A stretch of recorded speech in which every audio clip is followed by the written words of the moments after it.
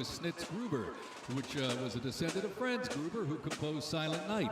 It was originally written to be the 5th Artillery Regimental song titled The Caissons Go Rolling Along, and in 1956 the lyrics were revised by Harold Arberg as the official song of the U.S. Army, and then retitled The Army Goes Rolling Along. Pershing Zone carries on its century-old legacy, playing a march that brings pride to every soldier, the Army Song. The 3rd Infantry Regiment is the oldest active duty unit in the U.S. Army. Established back in 1784, the unit was dubbed the Old Guard by Major General Winfield Scott during a victory parade in Mexico City after the Mexican War. It is the U.S. Army's official ceremonial unit and presidential escort, conducting year-round tactical training to ensure the highest standards and utmost discipline of its soldiers. The unit routinely represents the U.S. Army and our nation in official ceremonies, major sporting events, and their own, the U.S. Army's own Twilight Tattoo. The Old Guard also maintains 24-hour vigil of the Tomb of the Unknown Soldier, while also conducting funeral services honoring our fallen heroes in Arlington National Cemetery. The regiment's 50 campaign streamer stand is a testament to its long, faithful service to our nation. Ladies and gentlemen, the 3rd Infantry Regiment, the Old Guard.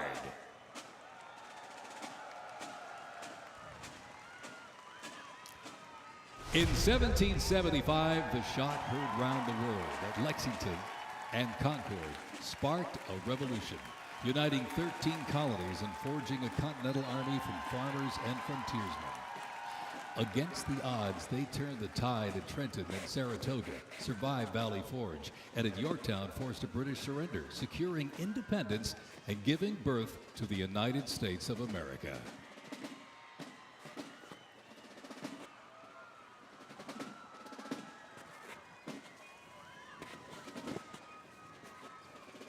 Before radios and field phones, sound was the signal.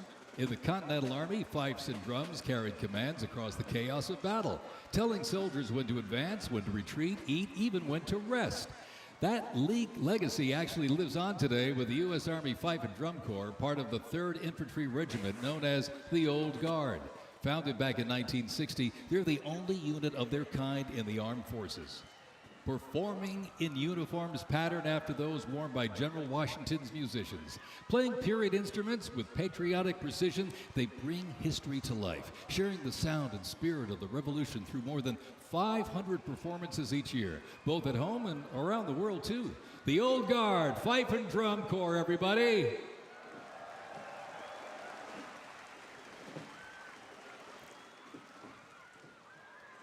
And now, from high above, ladies and gentlemen, celebrating 250 years, your United States Army parachute team, the Golden Knights. Descending at over 120 miles an hour, the Golden Knights are using flexible wing gliders to maintain their formation. They open their main canopy simultaneously and negotiate the softest possible landing. I'll tell you, they can't hear you, but they sure can see you. You can give them a great big wave, ladies and gentlemen. The Golden Knights, the finest parachuting team in the world.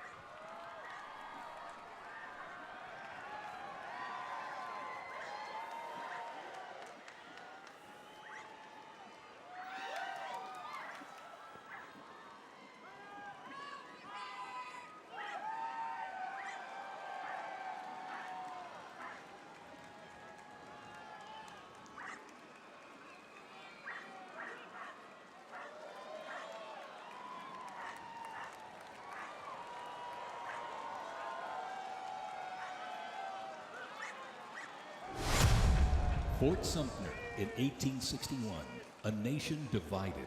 Over 4 brutal years, nearly 2 million soldiers fought to preserve the Union. Among them, 5 future presidents, and the first recipients of a brand new military decoration, the Medal of Honor. With independence won, our nation's westward expansion began. The Army moved in step, guarding settlers as Native Scouts lit the way. Immigrants joined the cause, and the Buffalo Soldiers etched a legacy of grit and honor across the American frontier.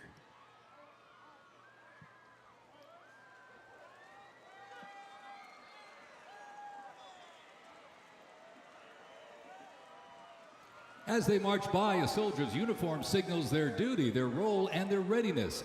And by the late 1850s, official regulations outlined distinct looks, shaping the Army's identity and function across the force. Soldiers were issued 2 coats. One, a short sack coat for work and battle, with brass buttons and colored trim that marked their rank. Well, by war's end, that rugged sack coat became the soldier's uniform of choice. As the war escalated, volunteer enlistment surged. Congress authorized support for a force of up to 500,000 new troops, answering the call to preserve the Union.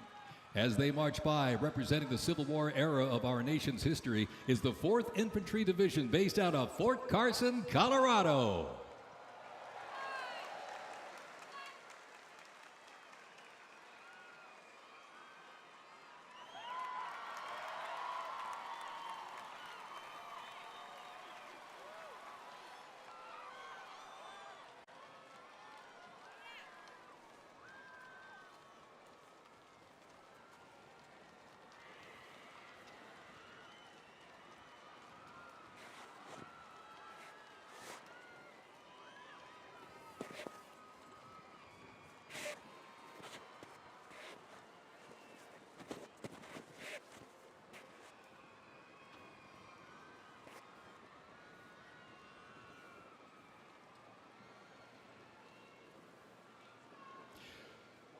From Fort Cavazos, Texas, home of legends, the 1st Cavalry Division rides with pride. Born from the thunder of horse cavalry traditions of the Civil War, the 1st team forged its reputation on the front lines of history. They stormed Manila with the flying column, charged into Pyongyang as the first to breach the line and face the brutal crucible of Ia Drang, the first of 13 named campaigns in Vietnam where they proved their mettle. Today, that same warrior spirit lives on. You'll know the name, and you'll know them by their iconic cav hats, elite soldiers, and cutting-edge equipment. Tough, fit, fearless. The 1st Cavalry Division is a lethal, disciplined force that stands ready to fight and win anywhere, anytime, and the legacy rides on. This is the Cav.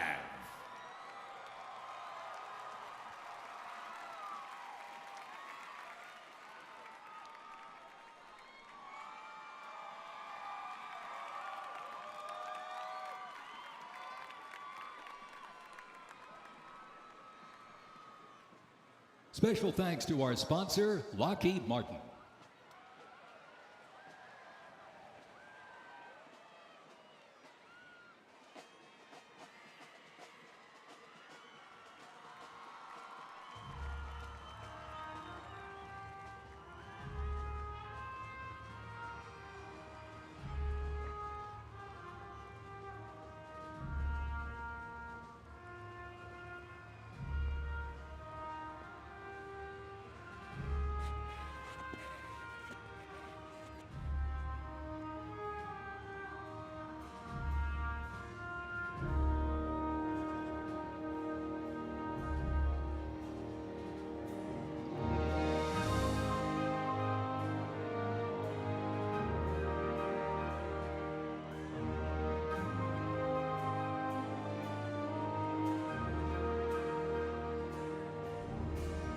In 1914, years of escalating competition between European alliances culminate in the outbreak of the First World War.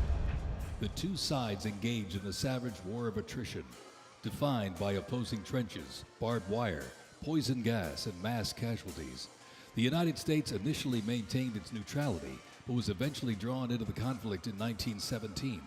Despite having less than 130,000 soldiers at the beginning, the Army eventually grew to over 4 million, with nearly 2 million soldiers serving in Europe.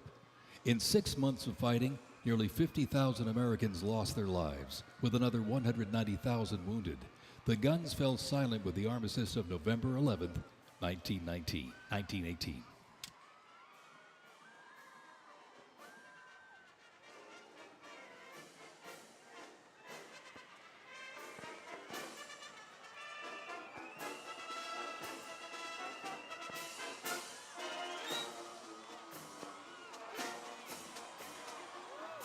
We continue on with more USA World War I rolling stock. This 1918 Dodge touring car was part of the legendary 1919 Transcontinental Convoy.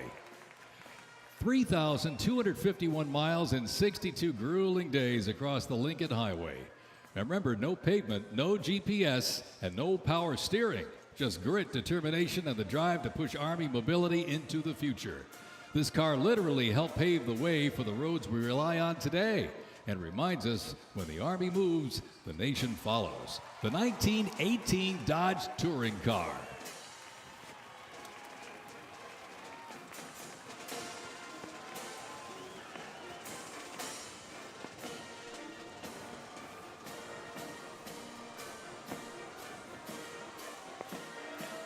Headquartered in New York, this is the 42nd Infantry Division Band. At the start of World War I, the 42nd Infantry Division was formed with troops from 27 National Guard units, stretching across the country like a rainbow.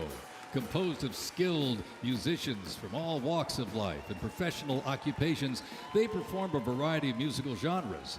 Though their mission is primarily a musical one, the members were ordered into active federal service back in 2004 in support of Operation Iraqi Freedom 3.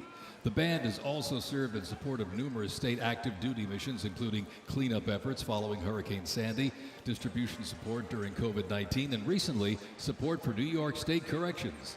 Commanded by Chief Warrant Officer 2 Ethan Wagner and led by Drum Major Sergeant First Class Drew Gans, the band is performing Over There, written in 1917 by Broadway composer and recipient of the Congressional Gold Medal George M. Cohan. Representing the World War I era is the 82nd Airborne Division, based out of Fort Bragg, North Carolina. You'll notice the unit is wearing replica World War I uniforms signifying the soldiers who served our nation during this time. When the Americans entered the Great War, our soldiers, under the command of General Blackjack Pershing, hit the trenches in the new standard. It was the olive drab winter service uniform. Now on their heads you'll see a steel helmet with sand-textured paint built to deflect deadly shrapnel from above. Not bulletproof, but battle tough. Nicknamed the Pershing boot, on their feet was the M918 1918 French boot. It was designed to survive the brutal grind of trench warfare. And on their backs, the field pack, rations, ammo, first aid, and a gas mask. Everything a doughboy needed to fight and to win.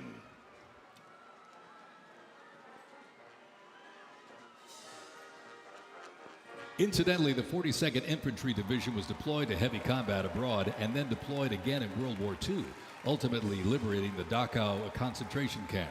The 42nd responded to the terrorist attacks on 9/11. Later, with the war on terrorism, the rainbow stretched across the world again, deploying in Iraq and Afghanistan.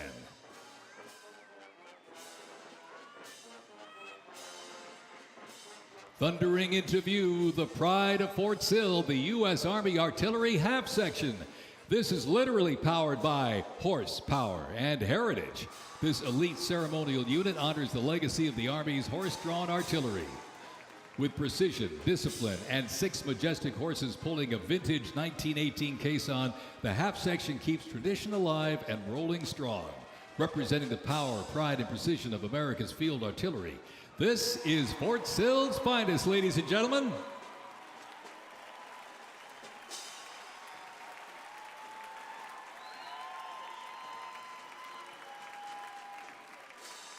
Special thanks to our sponsor, Form Energy.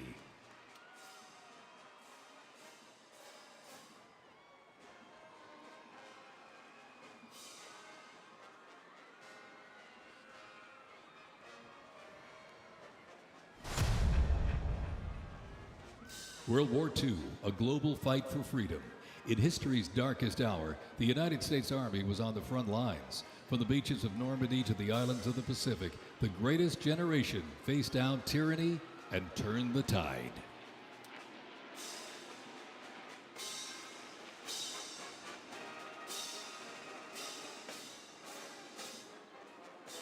From bombers to fighters to transports, U.S. Army aircraft started to thunder across the skies in World War II. And take a look up there, ladies and gentlemen. Flying overhead right now. They are fast, they are fierce, and famously used in the Doolittle raid over Tokyo. Leading up front, the mighty B-25 Mitchell. Up next, the Cadillac of the sky, the P-51 Mustang. From the sky, we're back down on the ground. In World War II, one vehicle led the charge, the legendary quarter-ton 4x4 command recon vehicle, the Jeep. You might have a Jeep in your driveway, but not like this. The U.S. Army truck quarter-ton 4x4 command reconnaissance, better known as the Jeep, was an iconic vehicle of World War II and was the world's first mass-produced four-wheel drive vehicle. The Army used the Jeep for almost every military activity, including command vehicles, scout cars, and medical ambulances. Fast, rugged, the Jeep became a symbol of American ingenuity.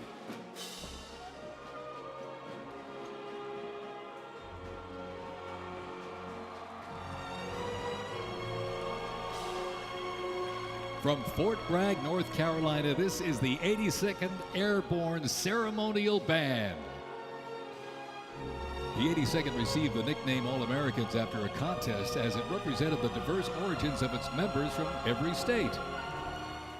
This name remains today symbolized by their iconic AA patch. Fort Bragg's finest, ladies and gentlemen. Give them a big round of applause, the 82nd Airborne Ceremonial Band.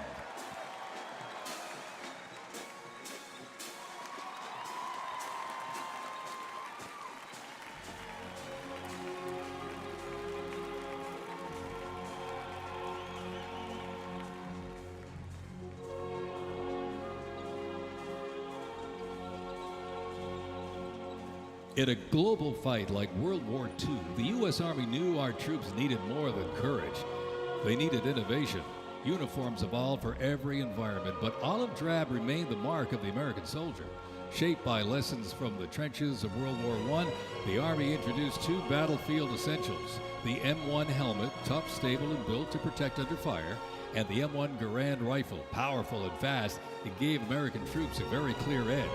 General George S. Patton called the M1 rifle the greatest battle implement ever designed, and history proved him right.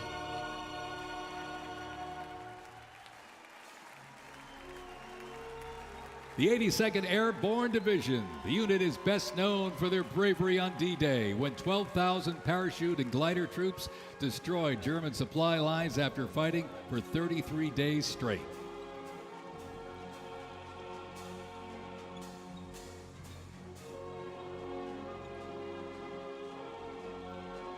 The 101st Airborne Division, based out of Fort Campbell, Kentucky, traces its lineage back to 1918 when it first established as the 101st Division. Known for their ability to rapidly deploy across the world, the unit has held a crucial role in operations since its inception. From parachuting behind enemy lines on D-Day to leading helicopter assaults in Vietnam, the 101st redefined modern warfare. In the 50s, the Screaming Eagles stood tall at home, protecting the Little Rock Nine during the fight for civil rights. In recent decades, they've been sent across the world with stints as far as the Middle East, where they took part in Operation Desert Storm and participated extensively in the war on terrorism in Iraq and Afghanistan. The Screaming Eagles continue to lead the way as tomorrow's division in today's Army.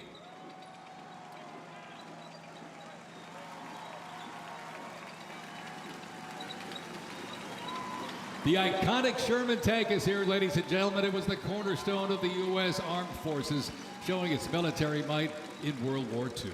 It became one of the most influential tank designs of the 20th century. The M4 tank was nicknamed the Sherman tank after Civil War General William Tecumseh Sherman. Actually, it was named by the British. With almost 50,000 produced during World War II, the Sherman tank was in active service until 1957. In World War II, the M16 half-track was a force to be reckoned with. It was a self-propelled anti-aircraft weapon with speed, firepower, and grit. Nicknamed the Meat Chopper, its quad 50 caliber mount could unleash 2,300 rounds a minute. Quite devastating. It served through Korea, Vietnam, and beyond, and remains in use in U.S. allies to this day. The M16 half-track brings the fight wherever it rolls.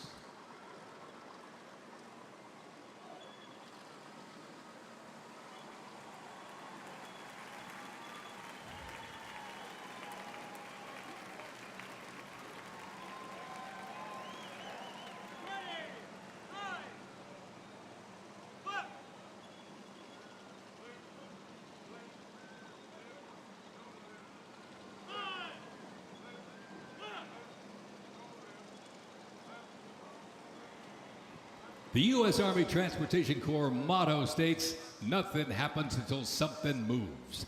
That was never more true than with this. Look at this, the 2.5-ton Chevrolet Deuce and a Half. It can move up to 10,000 pounds of cargo and was the backbone of the Red Ball Express that kept the Allies supplied after D-Day in World War II.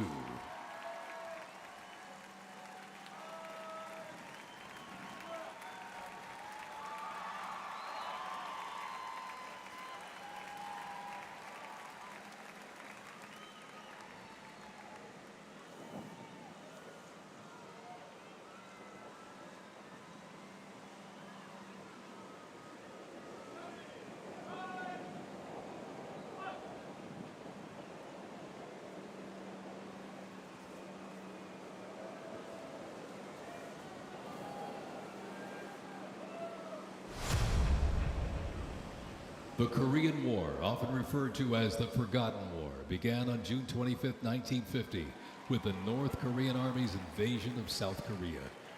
A coalition of South Korea, the United States, and other United Nations members defeated the invasion and advanced into North Korea. The coalition fought and defeated 2 Chinese offensives in the spring of 1951. Armistice negotiations began shortly after that defeat in July of 1951 until the armistice was signed 2 years later in 1953. Combat consisted of small attacks, raids, and patrolling. During this war, the United States deployed approximately 6.8 million military forces to the Korean Peninsula.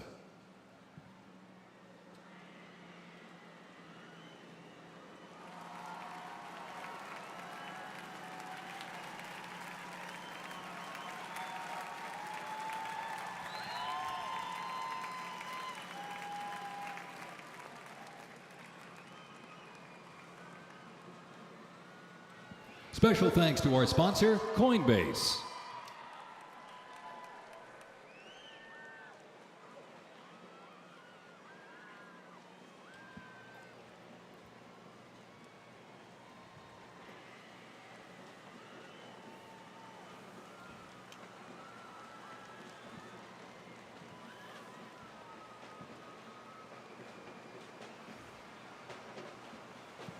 The M151 kept rolling along as the lightweight, high-mobility general-purpose vehicle replacing the famed World War II Jeep back in 1961.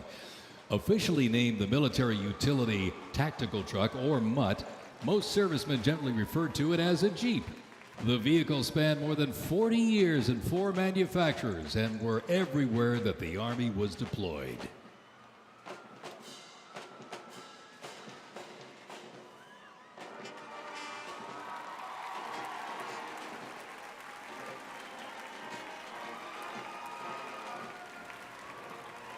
Another rolled by earlier, and at 2.5 tons, this Deuce and a Half, the M35A2 classic military transport truck, was a mainstay of the U.S. Army for decades, particularly during the Vietnam War and Operation Iraqi Freedom. The Deuce and a Half proved its value moving cargo, supplies, and soldiers. Its capabilities include up to 5,000 pounds off-road and 10,000 pounds on-road, making it ideal for moving just about anything. In the jungles of Vietnam, the U.S. Army faced a new kind of war. Helicopters became the new workhorses of battle, delivering troops, firepower, and supplies into some of the most unforgiving terrain on Earth. This is the U.S. Army in Vietnam, the era of air mobility, fierce firefights, and unwavering brotherhood.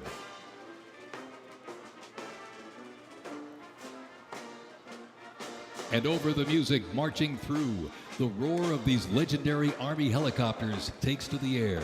Flying overhead right now, they help define the Vietnam War. That staccato beat of the rotor blades was a welcome sound to many troops mired in combat. From transport and medevac to close air support and reconnaissance, they brought the fight to the front and pulled the wounded to safety. The OH-6 Cayuse scouted the terrain with unmatched agility.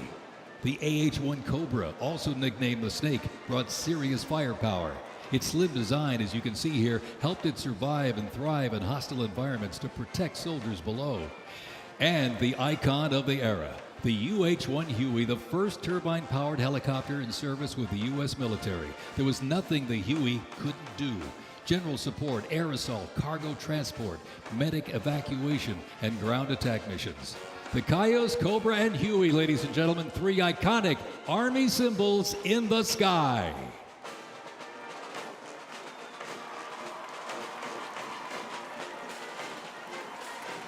The 1st Cavalry Division Band, based out of Fort Cavazos, Texas, has played a vital role in U.S. military history. Since its origins back in 1855 as the band of the 2nd Cavalry, it has supported operations from the Civil War to Desert Storm. Over time, it's evolved into a powerful force, using music to strengthen bonds between soldiers and engage with communities. From World War II in Korea to the Vietnam War in Bosnia, the 1st Teen Band has enhanced morale and upheld the division's enduring legacy. Today, the band continues its mission using music to shape perceptions, foster trust, and promote national Army and division interests. Standing ready to serve, it remains an enduring symbol of the 1st Cavalry Division's legacy and commitment to duty. The band performs Hit the Leather and Ride, a march composed by Captain Robert Meredith Wilson. This piece reflects the cavalry's transition from horses to mechanized warfare, capturing the speed, the resilience, and the tradition of the division. From Fort Cavazos, Texas, everybody, the 1st Cavalry Division Band.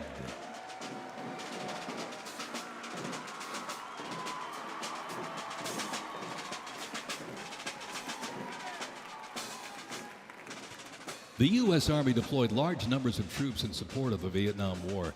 The first contingent of U.S. Army advisors arrived in Vietnam in the late 1950s, and that quickly grew to a small team of around 100 soldiers, which then expanded to more than 600 over the next decade. As the war intensified, troops' numbers quickly grew as the war between the South Vietnamese government and the communist insurgents supported by North Vietnam intensified. By January 1969, more than 364,200 soldiers organized around 7 divisions and 20 separate combat brigades. The United States began withdrawing its forces in July of 1969, and the last Army combat unit left South Vietnam in August of '71. The last U.S. combat soldier came home March 1973, while a small number of non-combat personnel remained until April 1975.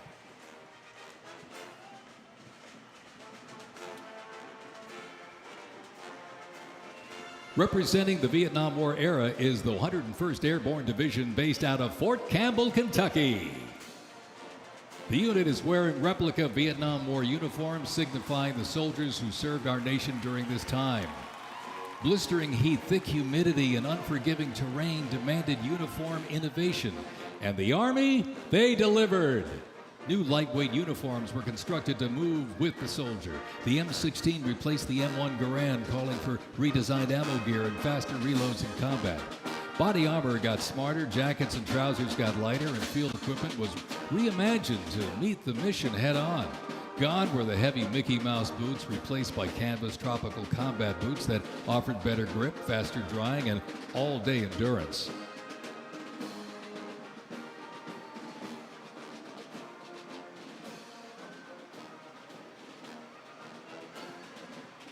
Special thanks to our sponsor, Oracle.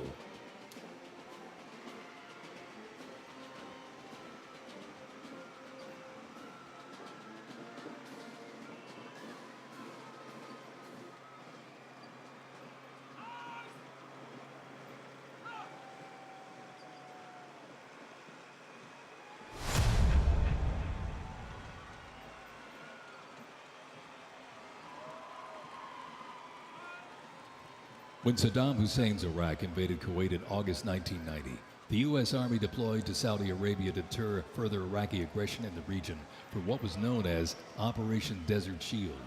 By the fall, more than 750,000 troops comprising U.S. service members and coalition partners from more than 30 countries had assembled in the Saudi Arabian desert. In mid-January 1991, the U.S.-led coalition began Operation Desert Storm, which kicked off with an intensive air campaign designed to knock out key Iraqi infrastructure and weaken Iraqi forces. The ground offensive was launched in early 1991, where military forces overwhelmingly destroyed enemy tanks and vehicles. After only 100 hours of ground combat, coalition troops liberated Kuwait, and the Gulf War ended with Iraq's surrender.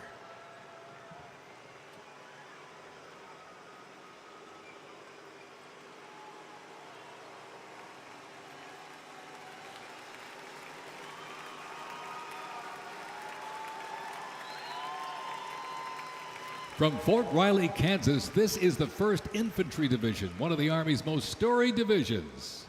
Nicknamed the Big Red One because of the distinctive red on their unit patch. As the oldest continuously serving division in the U.S. Army, the unit has participated in every major operation since World War I, living up to its motto, no mission too difficult, no sacrifice too great, duty first. The 1st Infantry Division was originally established as the 1st Expeditionary Division in 1917 and spearheaded the American Expeditionary Forces in France during World War I. In World War II, the Fighting First stormed Omaha Beach on D-Day and liberated Nazi concentration camps. The highly decorated unit has had 37 members of the Big Red One awarded the Medal of Honor. In Washington, D.C., the 1st Division Monument stands in President's Park, memorializing those who died while serving in the 1st Infantry Division. Ladies and gentlemen, they are the Big Red One, the 1st Infantry Division.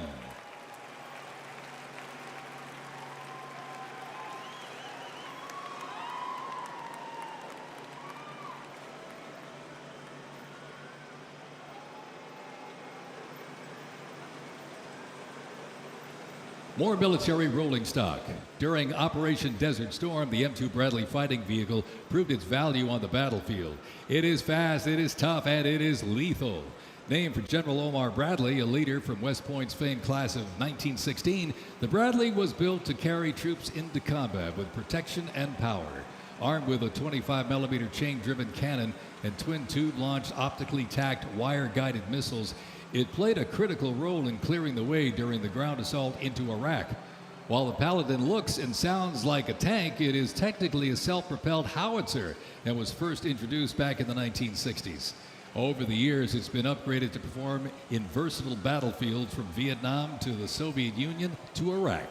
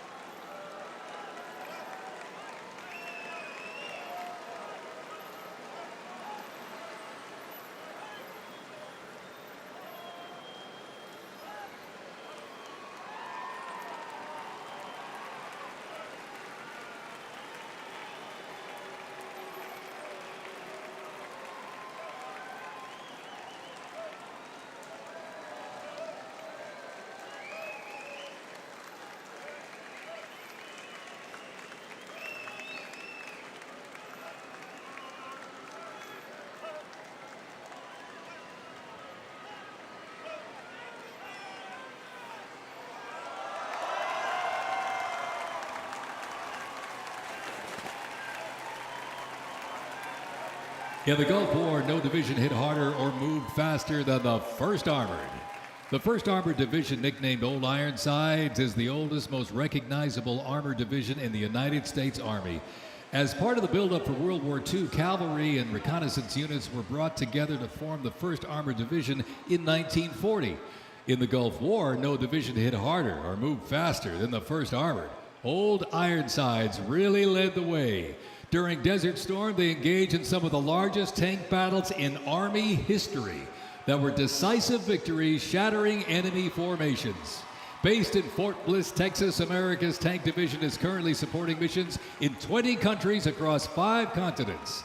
From World War II to today, Old Ironsides remains battle-proven and always ready.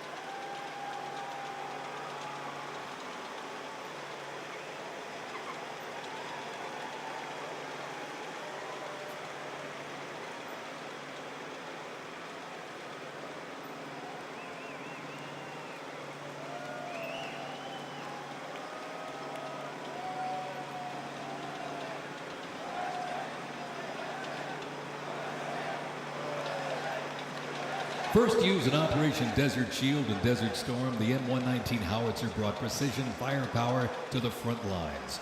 Lighter and more mobile than larger artillery, it was built for the infantry brigade, able to fire high into the air or directly at the target depending on the mission. Whether used in battery formation or as a standalone support weapon, the M119 delivered reliable, responsible fire when it mattered most. Still in service today, including on the front lines in Ukraine, it remains a trusted part of the Army's arsenal.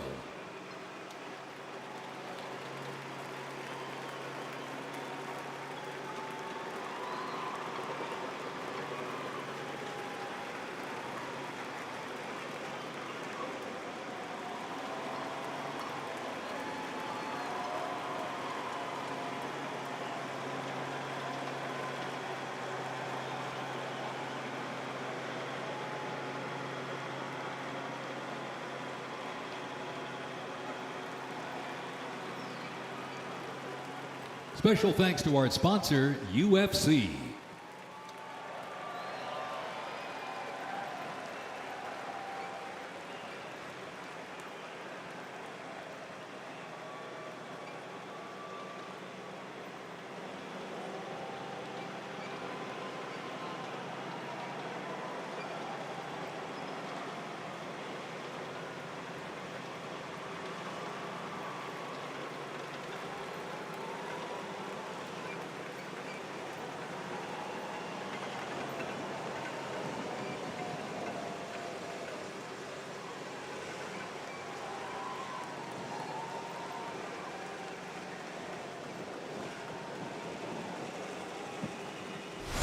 On September 11, 2001, terrorists destroyed the World Trade Center in New York City and struck the Pentagon in Washington, D.C. using commercial airliners.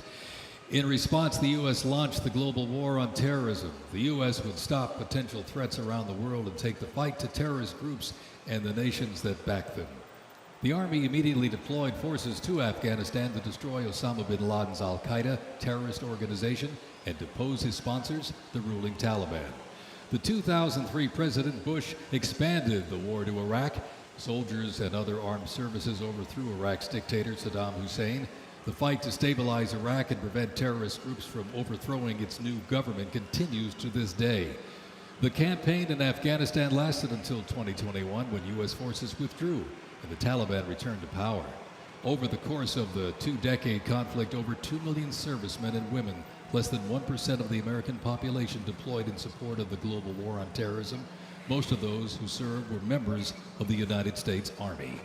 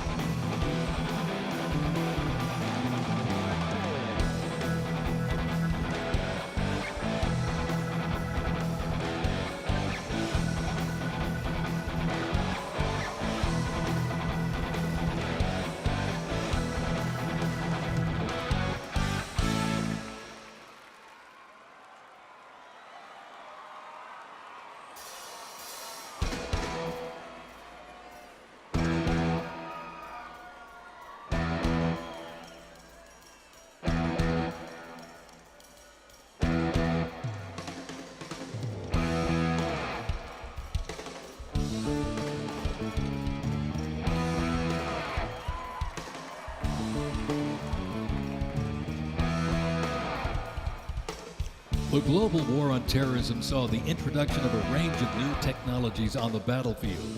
The 8-wheeled Stryker Armored Combat Vehicle is the first new military vehicle to enter service in the U.S. Army since the Abrams tank back in the 1980s. The vehicle was developed to fill a gap in the Army's inventory between a lighter infantry and heavy armored unit. The Stryker Armored Combat Vehicle enables the team to maneuver in close and urban terrain, plus provide protection in open terrain and transport infantry quickly to critical battlefield positions.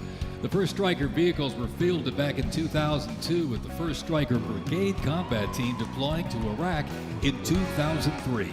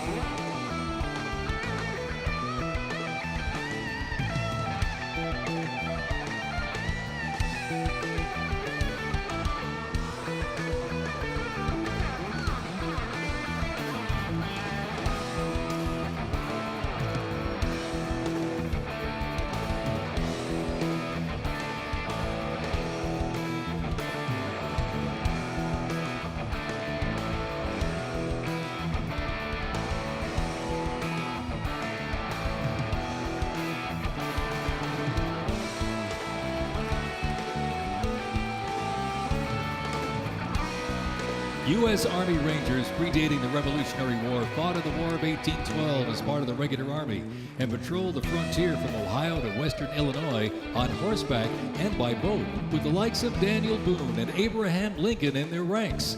After the 9/11 terrorist attacks, Rangers were called upon to lead the way in the global war on terrorism.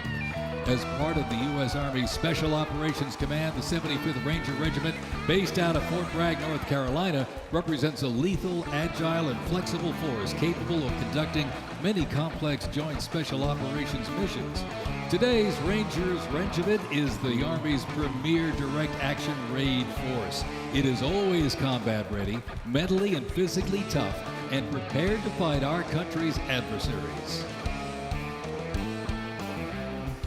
The U.S. Army Special Operations Command is an elite group of individuals trained to lead and succeed in protecting the country from their threats. Composed of 5 units with unique specialties, Special Operations works in small tactical teams, taking on the most challenging and sensitive missions. Military legends to service members and civilians alike, they take on terrorists through quiet guerrilla war-style missions in foreign countries. Ladies and gentlemen, the U.S. Army's Special Forces.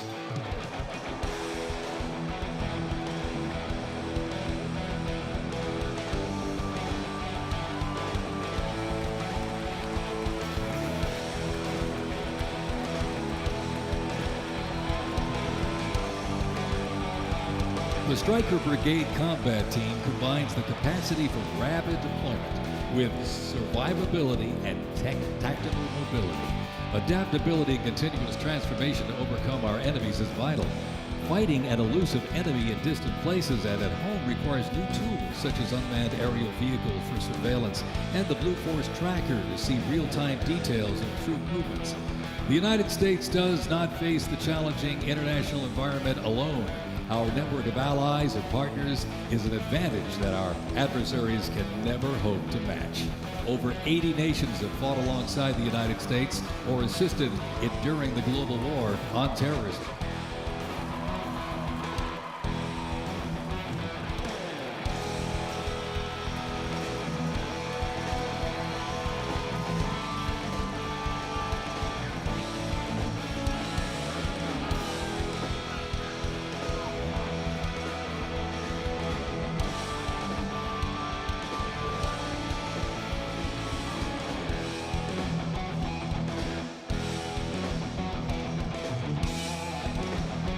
The 10th Mountain Division's climb to glory began with its establishment as the 10th Light Division in July 1943, the only one of its size in the U.S. military to receive specialized training for fighting in mountainous conditions.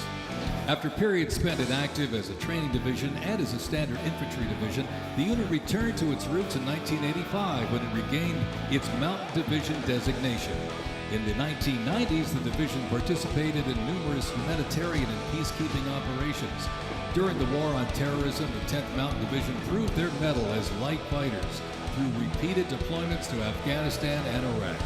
Now, since 2002, the 10th Mountain Division, based out of Fort Drum, New York, has been the most deployed regular Army unit. Its combat brigades have seen over 20 deployments to both Iraq and Afghanistan in support of Operation Iraqi Freedom and Operation Enduring Freedom. To show America's military might, they have one purpose: to deter war and, if ordered, defeat the enemies of the United States of America. They are the 10th Mountain Division.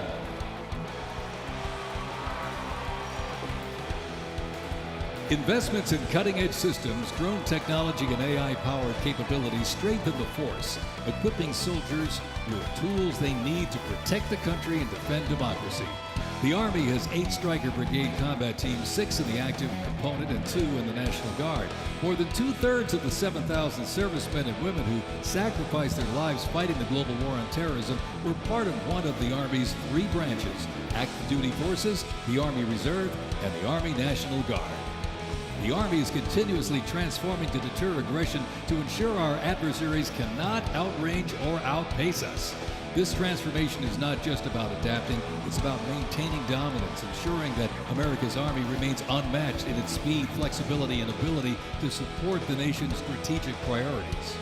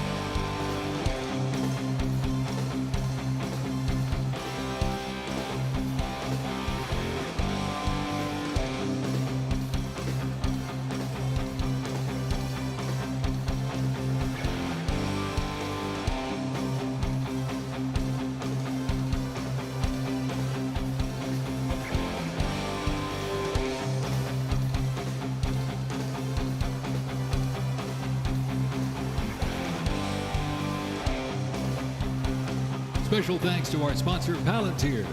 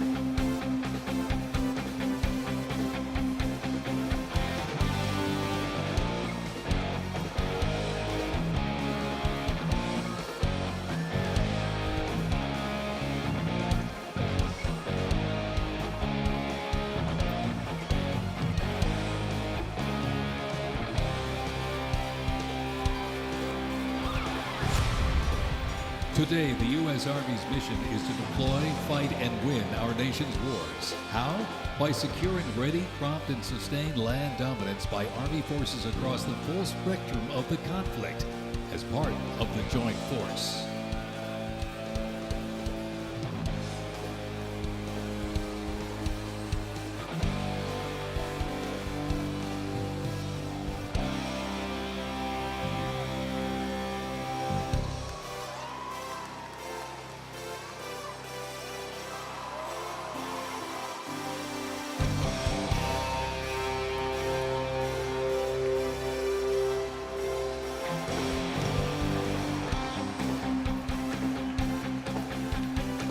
Keeping the Army forces battle-ready and nimble makes transportation for the U.S. Army a very vital element. Spread across the parade today, numerous fighting vehicles, some designed for very specific functions and others for flexibility, but they all must be maintained. With over 200,000 trucks alone, wheeled vehicle mechanisms ensure that the fleet of vehicles are ready, and these mechanics get the job done. This convoy starts with the M777, a lightweight howitzer. These lightweight howitzers may not look particularly lightweight, but are made from titanium. They are 7,000 pounds lighter than their predecessor, the old M198. Used by the Army since 2005, the M777 is currently being used in Ukraine. Weighing only 4,700 pounds, the M119 howitzer is smaller and is used by infantry brigades, particularly for air assault missions. It was first used in Operation Desert Shield and Desert Storm in 1991 and is also seeing active use in Ukraine.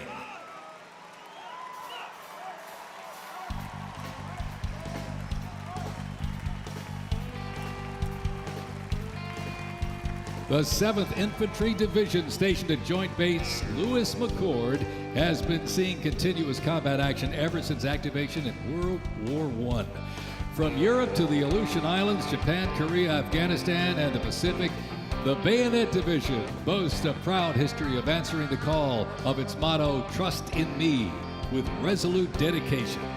Sent to deployments and conflicts around the globe since it was founded, the division returned to Fort Lewis in 1971, its first time on American soil since 1934. The 7th Division, originally called the Hourglass Division due to their hatch design, gained the nickname Bayonet Division during their deployment to Korea in June of 1950. At Incheon Landing and during the liberation of Seoul, they were credited with plunging the bayonet into the heart of the enemy, with 13 members of the division receiving the Medal of Honor. The 7th enables and sustains the combat readiness of 2 Stryker Brigade combat teams and a Combat Aviation Brigade.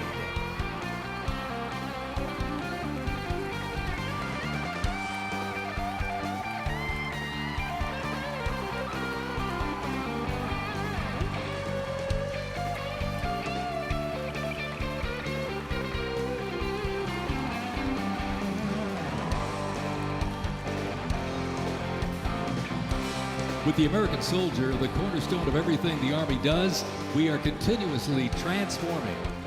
Army careers span the spectrum from attorneys to astronauts and mechanics to engineers. The Army's greatest asset is our people, the finest men and women our great nation has to offer, with a myriad of talents that make us stronger. Aside from its people, the Army's next greatest asset is its technology and equipment.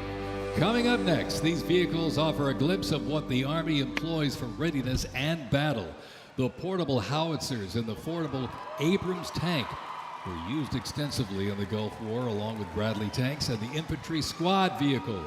The ISB provides enhanced tactical mobility of an infantry brigade combat team. This allows commanders greater freedom of movement and action. The ISB provides the warfighter with increased flexibility to ensure infantry units maintain momentum to achieve mission success.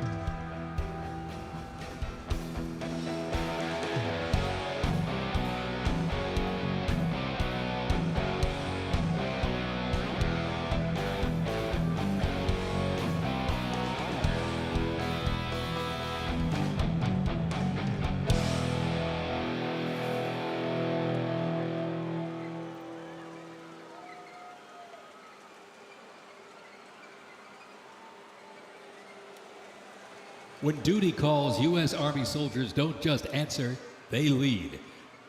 From Fort Bragg, witness a powerful demonstration of strength, purpose, and the unmatched capability of today's Army.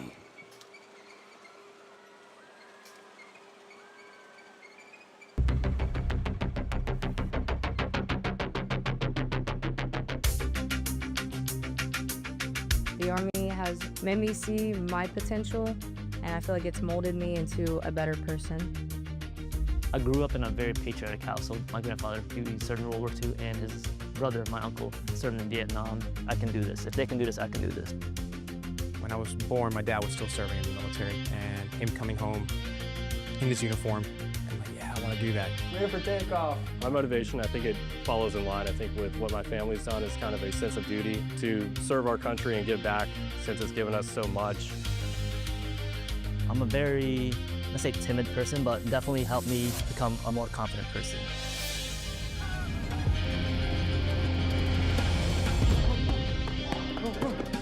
Working with a group and my peers, it really shows how much working with a team can strengthen you. All right, ready to go? Ready to go. I derive a lot of purpose from serving others. I think serving something bigger than myself gets me out of bed every day. If you follow it up, keep up.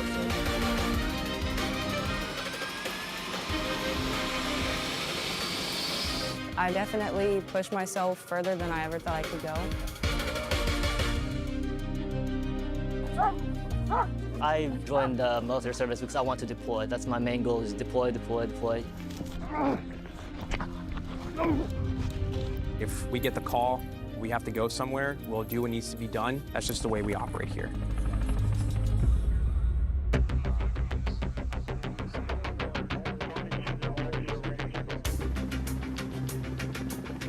This is one of the few jobs in the nation where we all take an oath to say, I'm willing to put my life on the line for you, and they're willing to put their life on the line for me.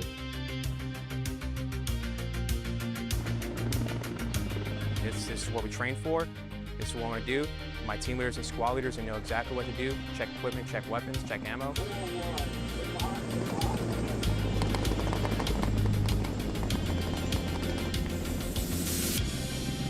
We're always ready to deploy within 18 hours and handle the mission at task.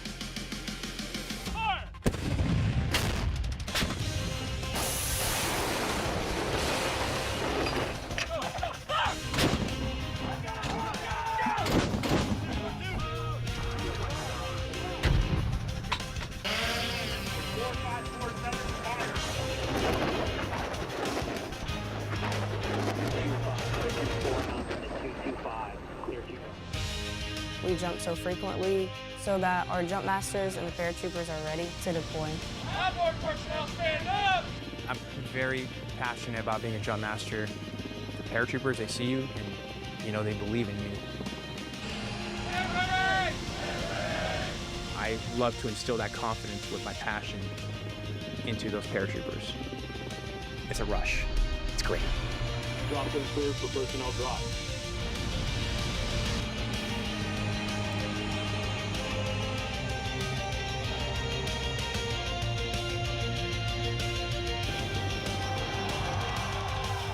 This week we honor 250 years of valor and glory and triumph by the greatest fighting force ever to walk the face of the earth, the United States Army. For 2.5 centuries, our soldiers have marched into the raging fires of battle and obliterated America's enemies. I love the Army. It is a great place to set yourself up for success, to prepare yourself for the future. God bless you, God bless our soldiers, and God bless the U.S. Army.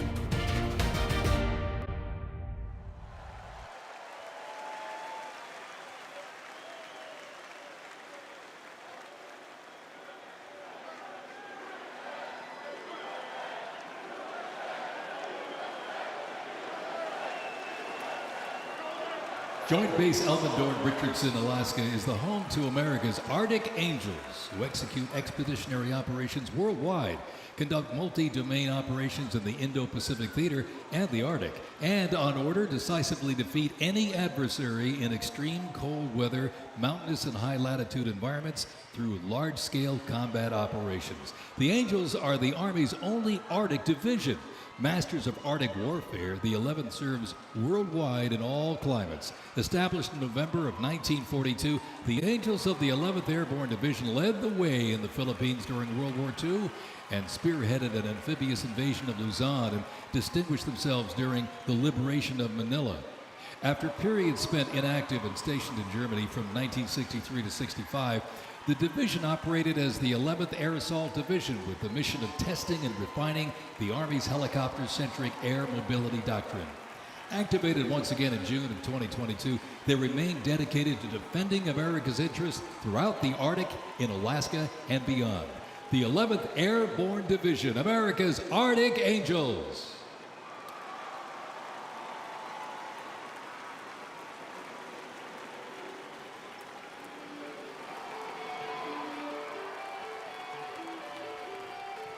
Requiring ongoing maintenance in the field and on base because nothing happens until something moves, wheeled vehicle mechanics supervise and perform maintenance, repair, and recovery operations on vehicles that serve the Army in a variety of mission-critical roles.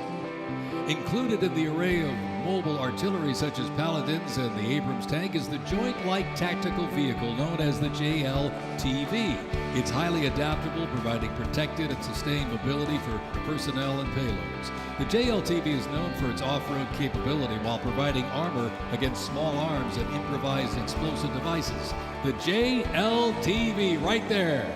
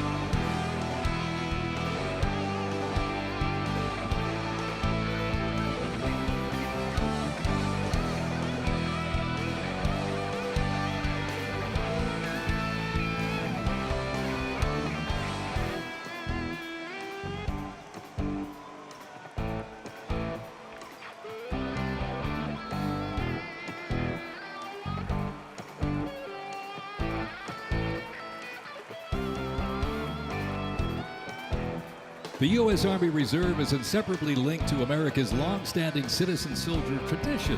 Organizationally, the Reserve's roots lie in the Medical Reserve Corps, established back in 1908 to provide a ready reserve of medical manpower. This organization was folded into the new offices of the Officers Reserve Corps in 1917. Reserve organizations furnished crucial manpower to the Army during World War I and were merged into 1920 into the Organization of Organized Reserve. During World War II, the Army activated 26 Organized Reserve infantry divisions, and roughly a quarter of the Army's officer corps came from the reserves during the conflict.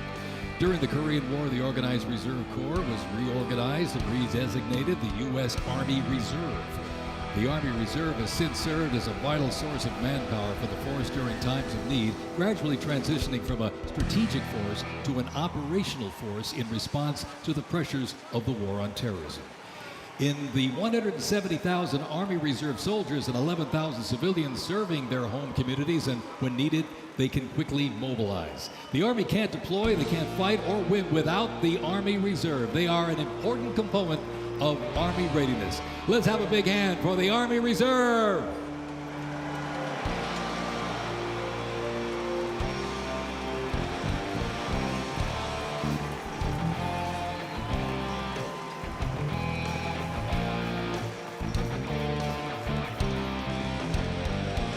Today and tomorrow's Army looks to increase safety and survivability, create efficiency, and streamline processes. The Stryker is a great example of assessing evolving needs and developing the solution. Strykers provide a balance between heavy armor and infantry brigade and combat teams.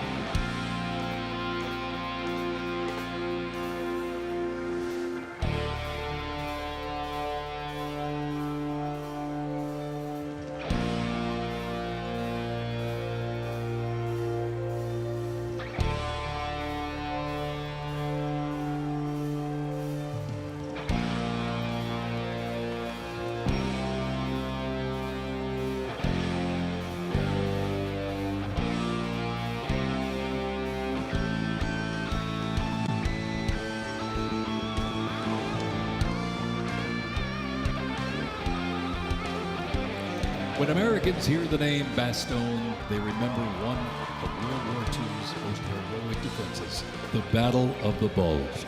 Surrounded by German forces in the frozen forests of Belgium in December 1944, soldiers of the 101st Airborne held the line.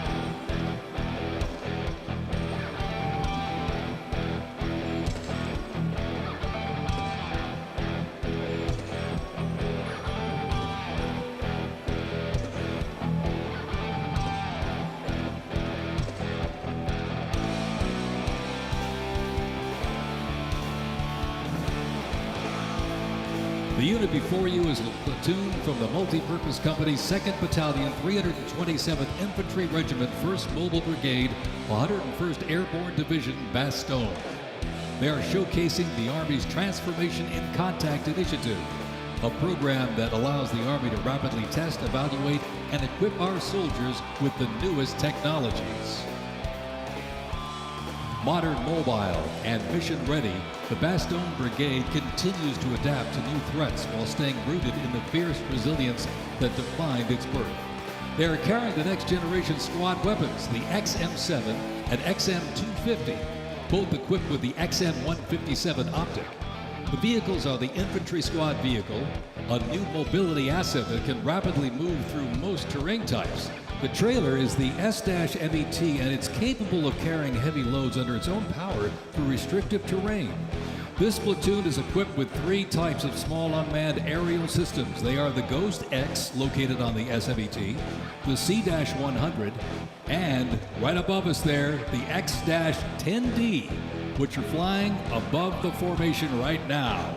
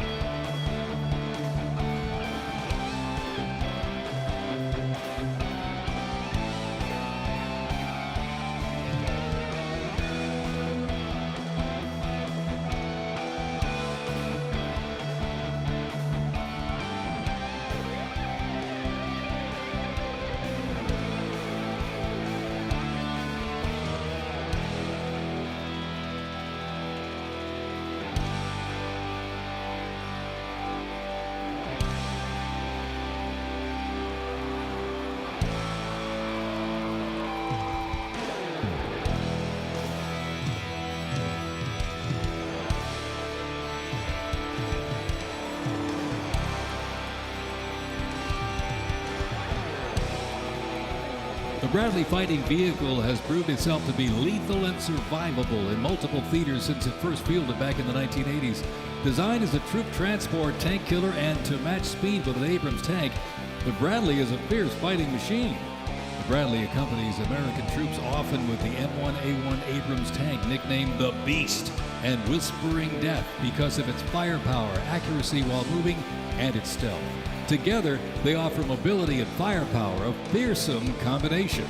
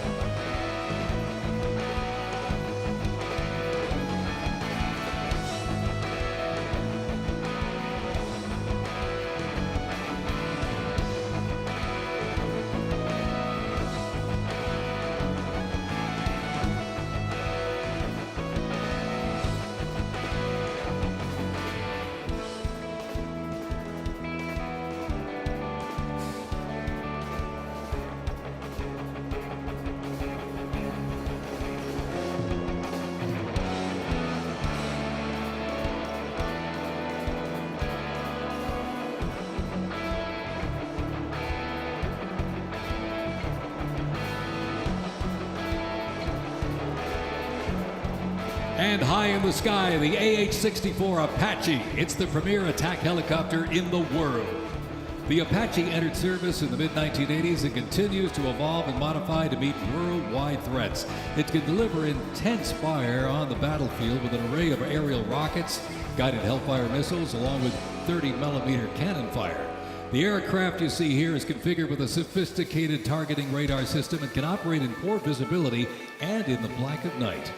With more than 1,280 aircraft in operation accumulating over 5 million flight hours, 1.3 million of which have been in combat, the AH-64 Apache represents the backbone of the U.S. Army's attack helicopter fleet and a growing number of international defense forces.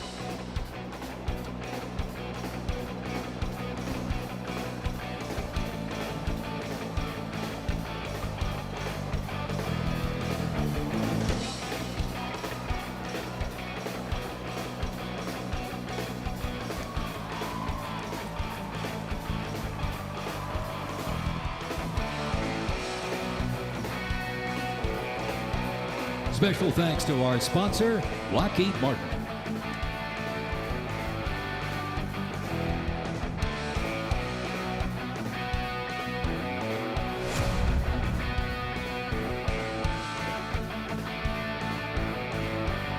Now, let's roll on to the future of Army readiness.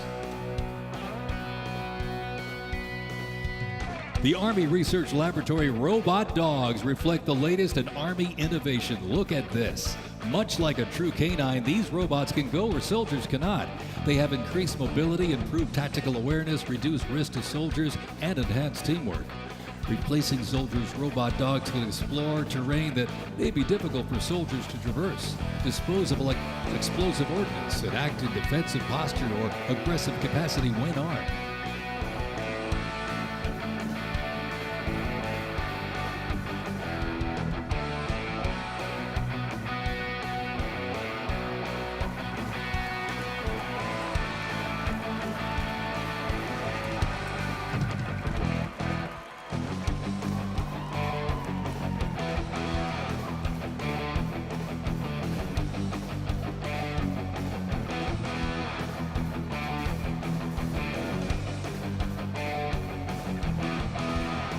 The Ghost Robot Dog is another innovation that can adapt seamlessly for various missions from recon to bomb recognition. These dogs reduce risk and support soldiers completely in high-stakes missions. They have a standard walk speed of 2 miles per hour and are working towards 6.7 miles per hour sprint.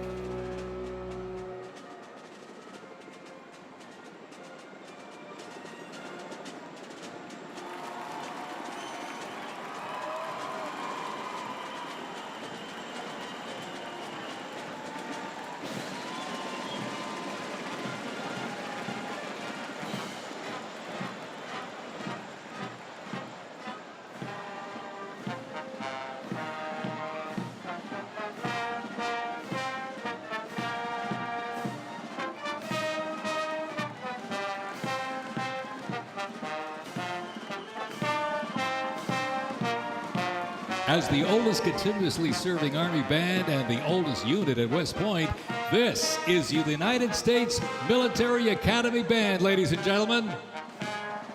West Point Band traces its history to a single drummer and fifer appointed by George Washington during the American Revolution. Over the next 2 centuries, this band evolved into one of the most capable and versatile performing groups in the world.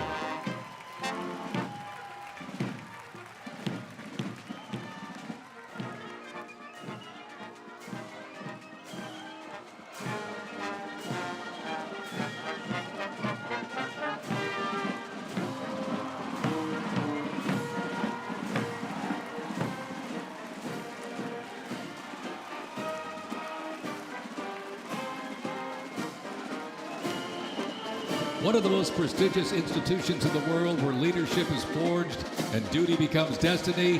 This is West Point, where Army leaders are made. With the motto of duty, honor, and country, West Point trains the best and brightest to serve their country as Army officers. Founded back in 1802 by President Thomas Jefferson, West Point is the home of the Long Gray Line, a legacy of courage and excellence that includes 77 Medal of Honor recipients, 2 U.S. presidents, Grant and Eisenhower, and numerous generals, including John J. Pershing, Douglas MacArthur, and Norman Schwarzkopf.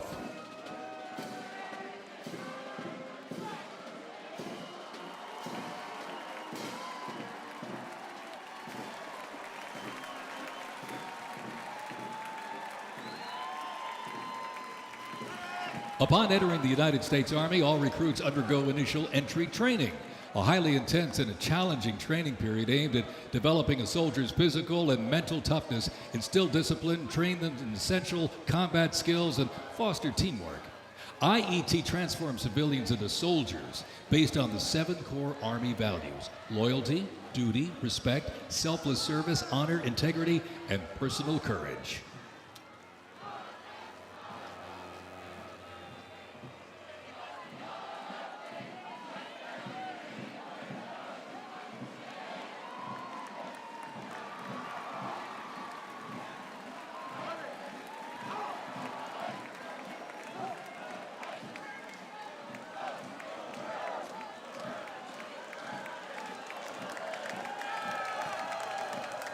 The Virginia Military Institute, on a mission to produce citizen soldiers, men and women educated for civilian life, prepared to serve their country in the armed forces. VMI counts a Nobel Prize winner, 11 Rhodes Scholars, generals, 7 Medal of Honor recipients, and a Pulitzer Prize winner among its graduates. As one of the nation's senior military colleges, students at Virginia Military Institute can participate in Army ROTC or the Corps of Cadets. While cadets in the Corps can serve in any branch of the United States military or pursue other careers, those in Army ROTC earn their commission as officers, ready to serve on active duty in the National Guard or Army Reserve.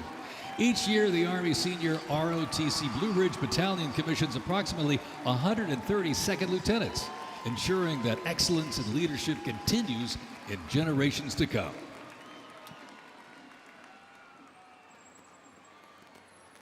The Citadel, the Military College of South Carolina, offers students the opportunity to participate in Army ROTC or the Historic Corps of Cadets. Founded in 1842, the Citadel is the 3rd oldest of the senior military colleges and is known for its Corps of Cadets living and studying under a classical military system that makes leadership and character development essential. While military service is not required in graduation, more than 120 students earn their commission each year through the Army Senior ROTC Palmetto Battalion, playing a vital role in shaping the future.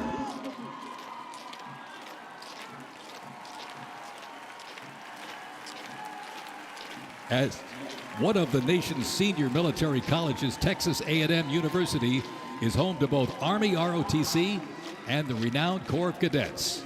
The Corps of Cadets' central purposes has remained building individuals that exemplify respect, excellence, leadership, loyalty, integrity, and selfless service. Students at the university who participate in the Army ROTC earn their commission as officers ready to serve on active duty in the National Guard or Army Reserve. Each year, the Army Senior ROTC Warrior Training Battalion at Texas A&M proudly commissions more than 90 second lieutenants and is honored to shape the future leaders of the U.S. Army.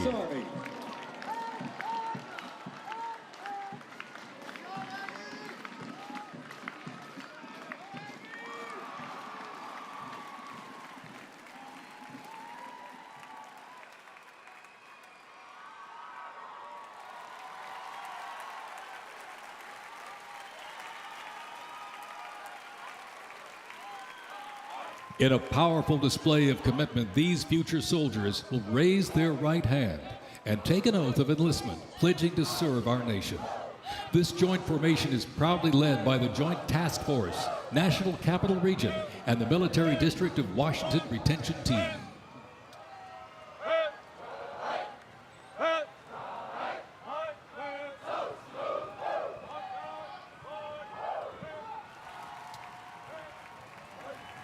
Shaping tomorrow's Army, West Point's most inspiring cadets remind us that America's future is courageous and in capable hands.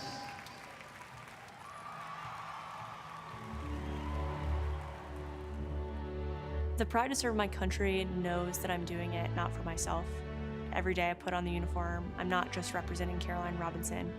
I'm representing my company here at the Academy. I'm representing West Point. I'm representing the United States Army, and ultimately, I'm representing the United States of America. I really came to West Point because belief in the American dream and giving back to our country. You're a part of something that is much bigger than yourself. You're a part of a tradition of excellence and a legacy that's connected not only to the Academy, but to the American Army.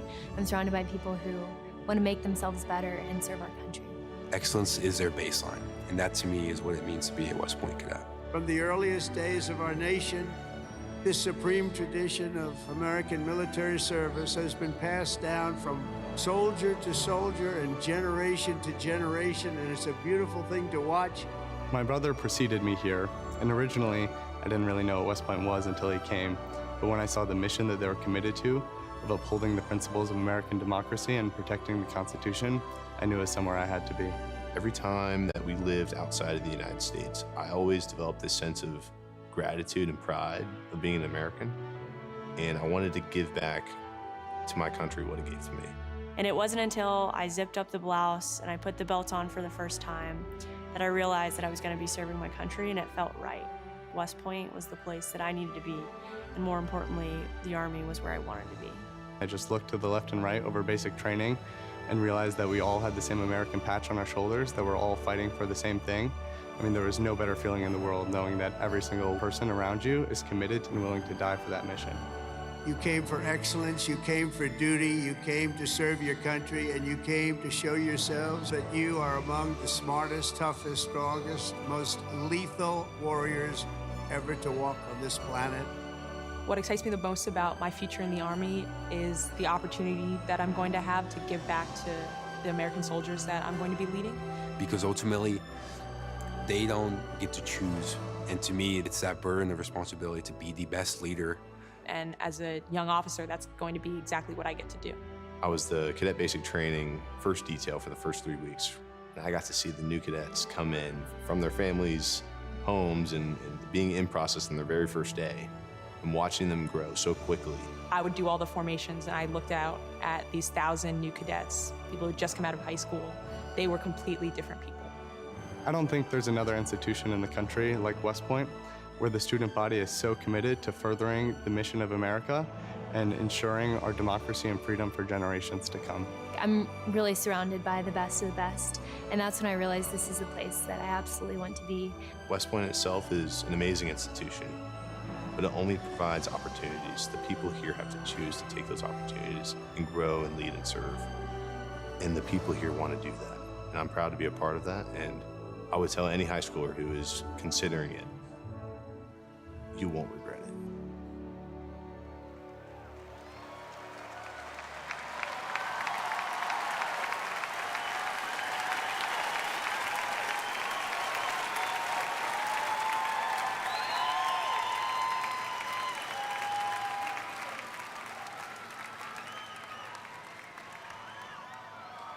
Left. Pace. Mr. President, First Sergeant Norton reporting for duty, sir. Ready to commence the ceremony as directed. I state your name. I Do solemnly swear that I will support and defend the Constitution of the United States of America against all enemies, foreign and domestic, that I will bear true faith and allegiance to the same, and that I will obey the orders of the President of the United States and the orders of the officers appointed over me according to regulations and the Uniform Code of Military Justice. So help me God. So help me God. Congratulations, congratulations. Welcome to the United States Army, and have a great life. Thank you very much. Have a great life. Thank you.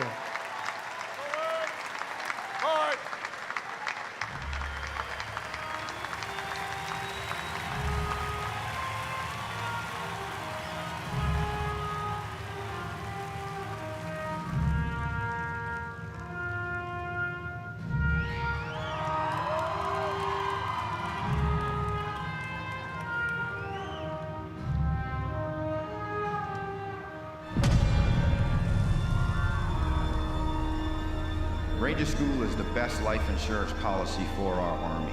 It will always end with two people facing off with each other, and we need young leaders to be able to close with and destroy the enemy and defend our nation's interests forward. Surrender is not a Ranger word. It's not an option. I know that I'm not going to be able to get to do this again. This is my chance. It all starts at the legendary Ranger School, the crucible where these elite warriors are forged.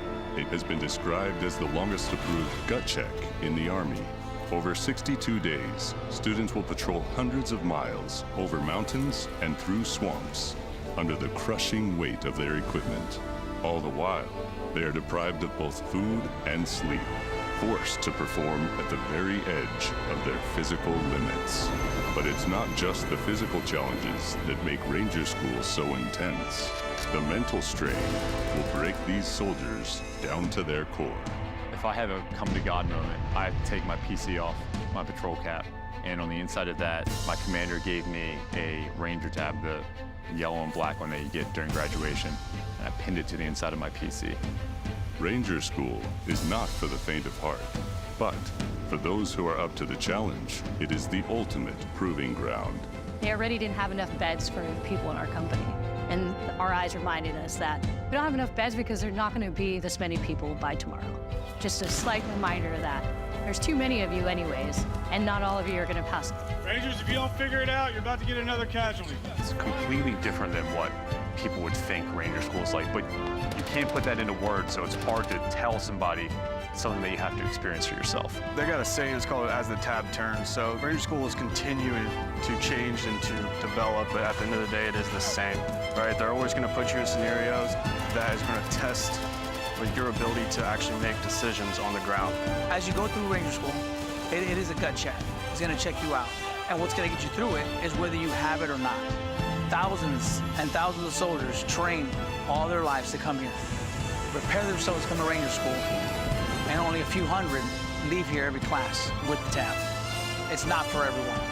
I'm not gonna leave until I get it, so just buckle down, stop complaining, and just get the job done.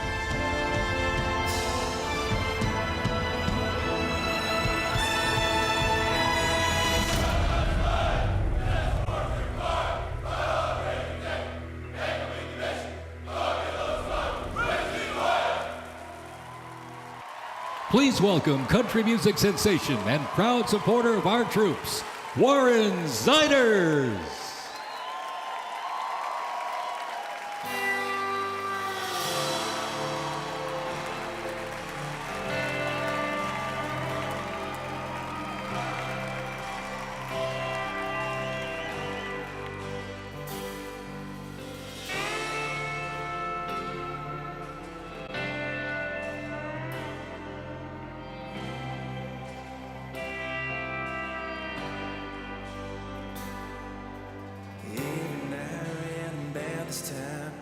Like she knows I'm lonely.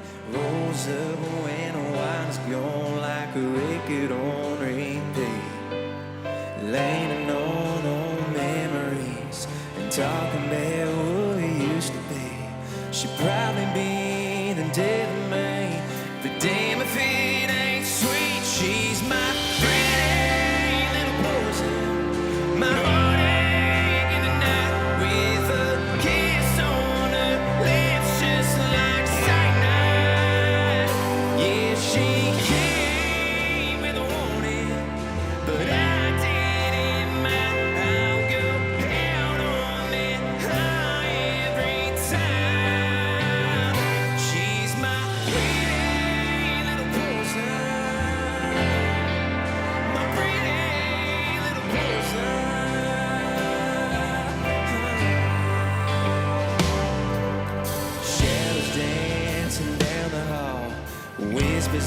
she wants me. Try my best not to fall where she falls into me. We all need some kind of fix. For me, she's the one to pick. Nothing else will do the trick. She's all I need. She's my pretty little poison. My heartache in the night with a kiss on her lips, just like cyanide. Yeah, she came with a warning, but I didn't mind. I'll go out on that high every time. She's my pretty little poison. My pretty little poison.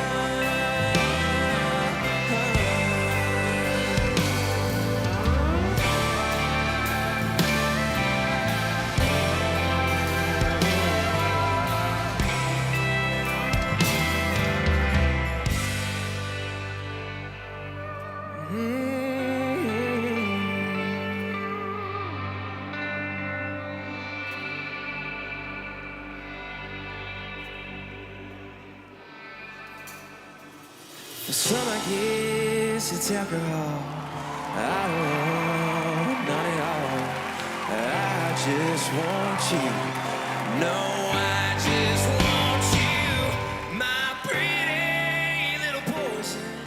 My heartache in the night with a kiss on her lips, just like cyanide. Yeah, she came with a warning, but I didn't mind. I'll go out on that high every time. She's my pretty little poison. My pretty little poison. She's my pretty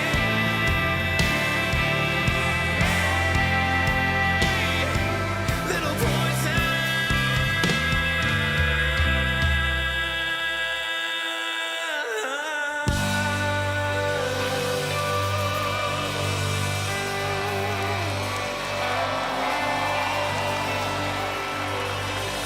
Thank you.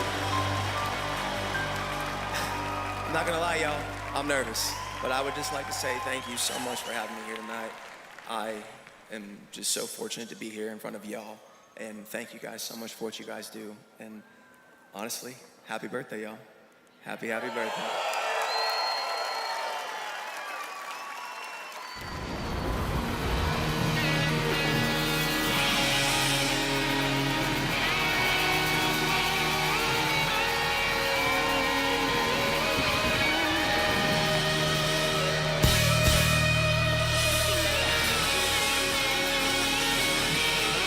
This next song was loved by y'all. So if you know the words, please sing along. The song's called Ride the Lightning, y'all.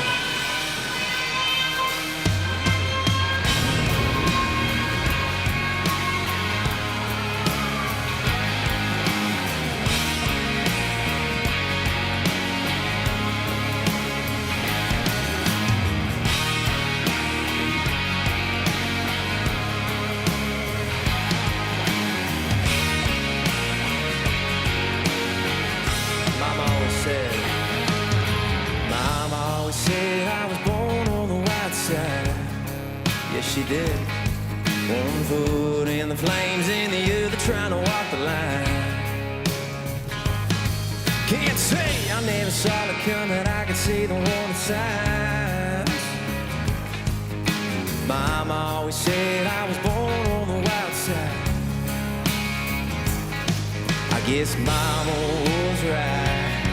'Cause when the clock strikes midnight, gonna ride the lightning, feel the thunder till the darkness pulls me under. Gonna fly on wings of fire, breathing good, Lord lifts me high, singing oh when they call me on, singing oh when they call me on.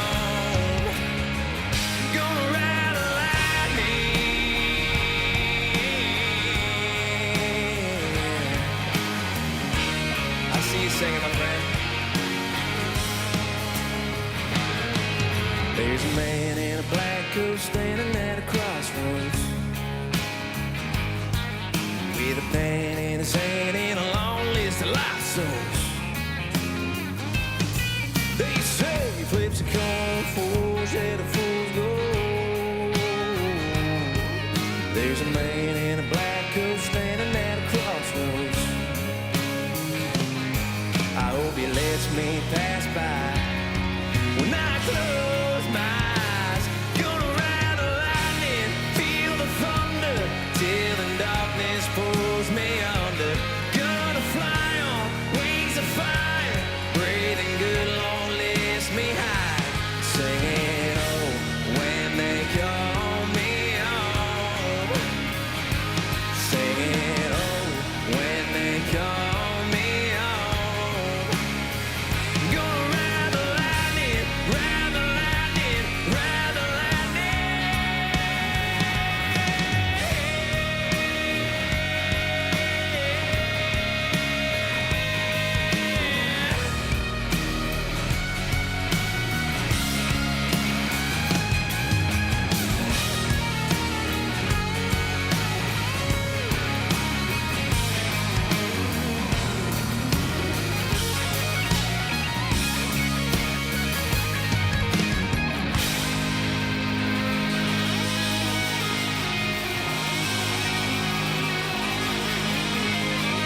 We got one more chorus, y'all.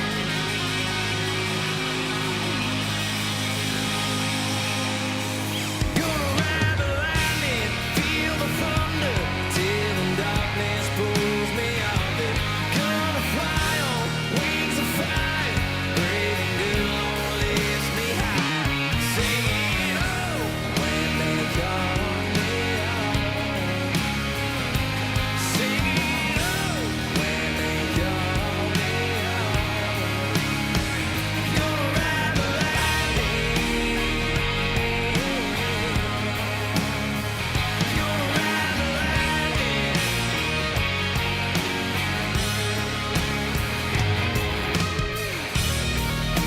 Ladies and gentlemen, everybody here, everybody that has attended tonight, I just want to say thank you so much. And I'll leave y'all with this. I'm Warren Zatters, y'all. Thanks for having me.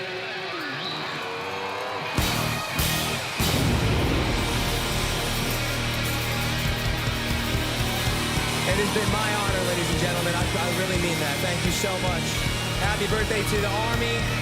Happy birthday to our President, Donald Trump. Amen, y'all. God bless America, baby!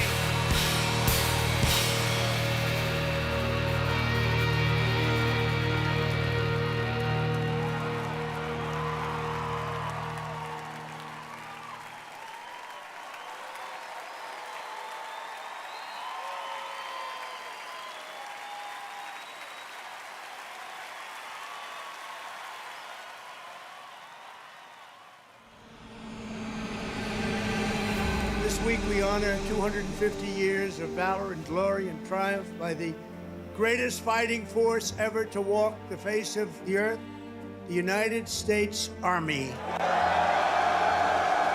Each of you on the field today is among the most talented members of your generation.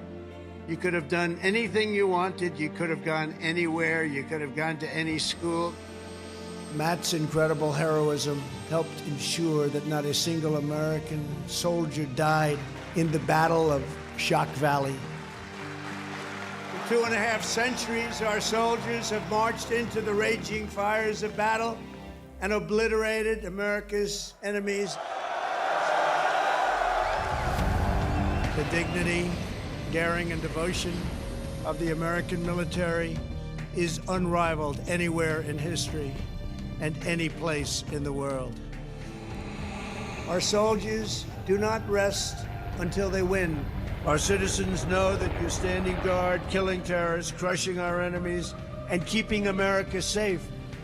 But you're also keeping it strong and proud and mighty and free. This week we remember that we only have a country because we first had an army. As President of the United States, let me express my undying gratitude for every soldier here today, for every veteran and their incredible families, and for every patriot who has worn the uniform. Our debt to you is infinite and everlasting. With the grace of God, America will always prevail.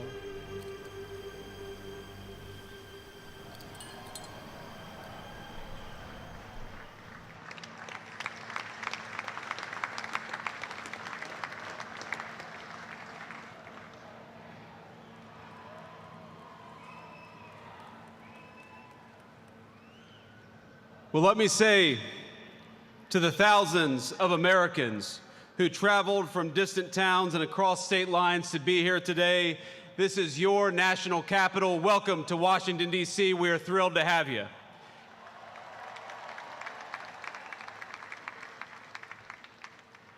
This evening, as we celebrate the 250th anniversary of the United States Army, the oldest branch of the greatest fighting force ever known to man, I want to say to all the soldiers all across our nation's capital and all across the world, happy birthday, soldiers. We're proud of you.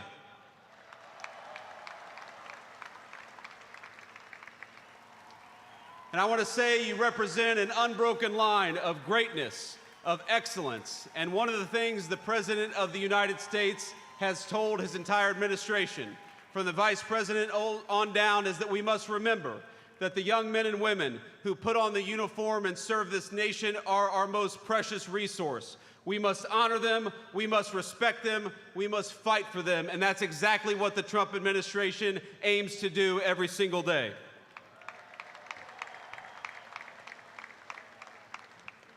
And so to our soldiers, we're so proud of you, and let me tell you that the way that we honor and respect you is, number one, we never ask you to go to war unless you absolutely have to. And number two, when we do ask you to go to war, we give you the weapons and the support needed to kick the hell out of the enemy and come back home safely.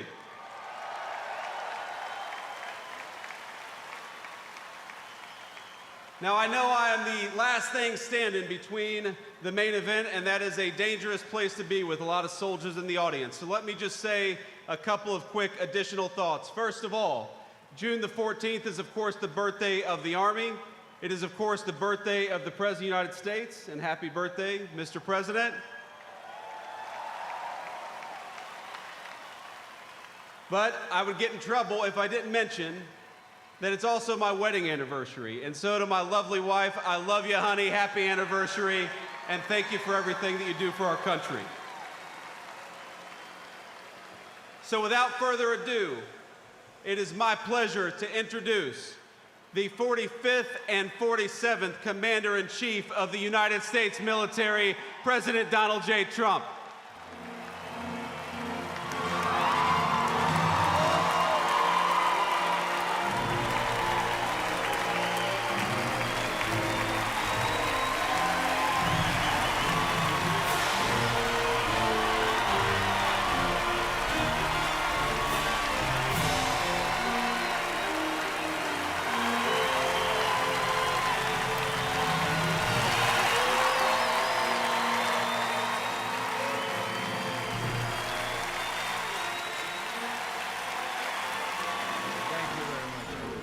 Thank you to Vice President Vance, and thank you to our wonderful First Lady, and above all, thank you to the greatest, fiercest, and bravest fighting force ever to stride the face of this earth, the United States Army. Thank you very much. Because the Army keeps us free, you make us strong, and tonight, you have made all Americans very proud. They're watching from all over the world, actually. Made them all very proud. Every other country celebrates their victories. It's about time America did too. That's what we're doing tonight. And watching this magnificent display, our souls are filled with gratitude for every generation of warriors who have worn the uniform all the way back to the very beginning, so to every veteran across our land and right here in our nation's capital, including 6 recipients of the Congressional Medal of Honor, we love you, we honor you, and we salute your noble service to our flag and to our country. As we celebrate tonight, we also think of the hundreds of thousands of Army soldiers who have made the supreme sacrifice for our nation and selflessly laid down their lives in every war, from the Revolution to the War on Terror. To the Gold Star families with us today, the courage of your heroes is the bedrock on which our entire nation stands. We thank you. Yes, we thank you. Today we commemorate an event that did not just change American history, but changed the history of the entire world. With the creation of America's Army on June 14th, 1775, liberty got its shield and the freedom got its sword. Those first Army patriots in the American Revolution fought against a fearsome enemy and impossible odds, but they were armed with a righteous cause. They were led by an indomitable commander, a truly great man, General George Washington, and they were united by an eternal creed. Their motto was victory or death. Over the past 2.5 centuries, our warriors have shown unrivaled valor on fields of battle around the globe. With the frostbitten feet and bloody fist, they have marched into the flames and fury of combat, charged up mountains, stormed beaches, waded through torrents of gunfire, and leapt into skies thick with smoke and shrapnel. The U.S. Army has driven bayonets into the heart of sinister empires, crushed the ambitions of evil tyrants. Beneath the threads of American tanks, it's done so well, it's done so much, and sent the devil himself flying into full retreat. Time and again, America's enemies have learned that if you threaten the American people, our soldiers are coming for you. Your defeat will be certain, your demise will be final, and your downfall will be total and complete.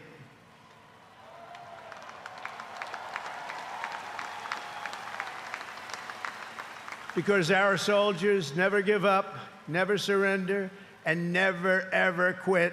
They fight, fight, fight, and they win, win, win. And that's why no institution in history has entered more names into the roster of American heroes than the U.S. Army, the Congressional Medal of Honor, more than anyone or anything. There was Mad Anthony Wayne, asked by George Washington to lead a daring midnight raid up the cliffs of Stony Point with unloaded muskets and only their bayonets to fight the redcoats. Mad Anthony replied, "Issue the order, sir, and I will storm into hell for you." Then there was the Civil War general, John Corse, shot in the face in combat. He fired off a message to his commander: "I am short a cheekbone and one ear, but I am able to whip the hell out of all of them." He stayed on the front lines, it seemed forever. In World War II, there was the great Creighton Abrams, besieged on all sides by the Nazis at the Battle of the Bulge. He boldly proclaimed, "They've got us surrounded again, the poor bastards." This is the fighting spirit and unyielding force of the U.S. Army. It has never changed, and it will never, ever change, because there is no earthly force more powerful than the brave heart of a U.S. infantryman or an Army Ranger, paratrooper, or Green Beret. They are the best, they are the finest.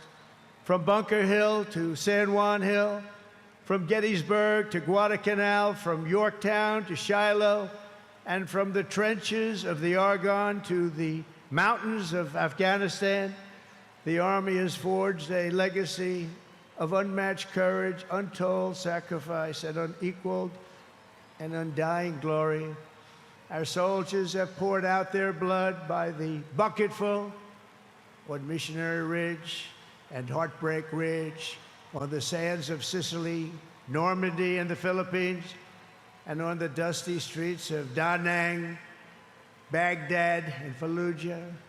Thanks to their extraordinary service and devotion, 250 years later, America stands tall, America stands proud, and America stands free.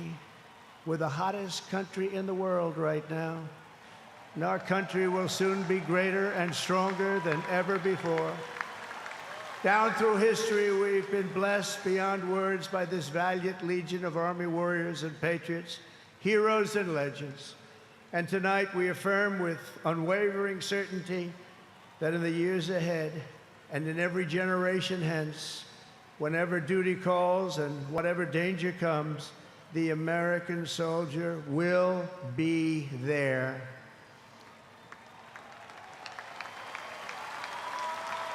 No matter the risk, no matter the obstacles, our warriors will charge into battle.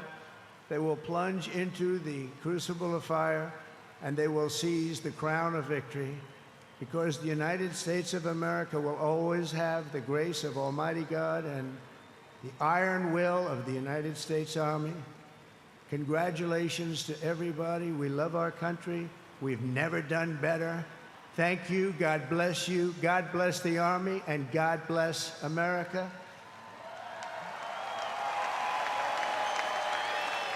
And now I'd like to ask our great First Lady to join me at the podium. Thank you very much, everybody.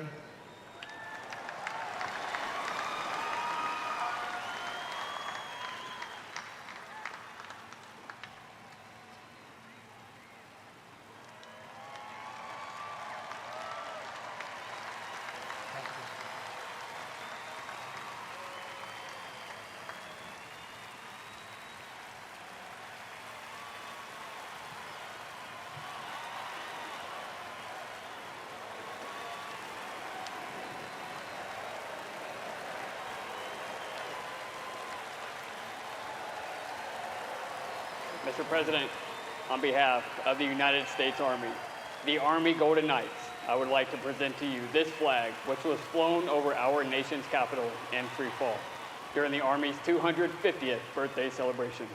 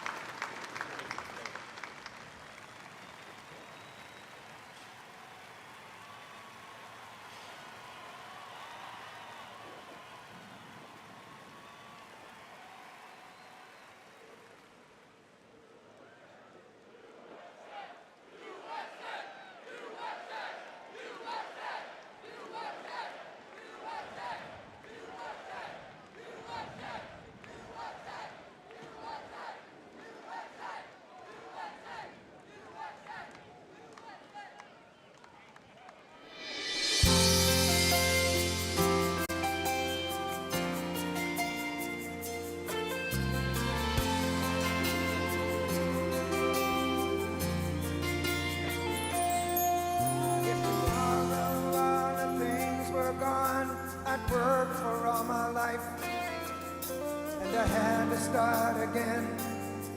Just my children and my wife. Thank my lucky stars to be living here today, 'cause our flag still stands for freedom, and they can't take that away. And I'm proud to be an American, where at least I know I'm free. I won't forget the men who died, who gave that right to me. And I gladly stand up next to you and defend her still today. 'Cause there ain't no doubt I love this land. God bless the USA.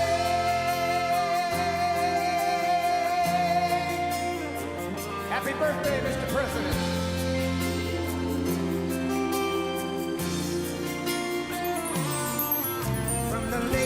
Minnesota to the hills of Tennessee, across the plains of Texas, from sea to shining sea, Detroit to Houston, and New York to LA.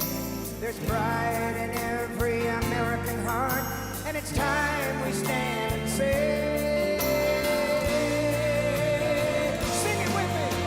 I'm proud to be an American, where at least I know I'm free, and I won't forget the men who died, who gave that right to me, and I gladly stand up next to you and defend her still today, 'cause there ain't no doubt I love this land. God bless the USA.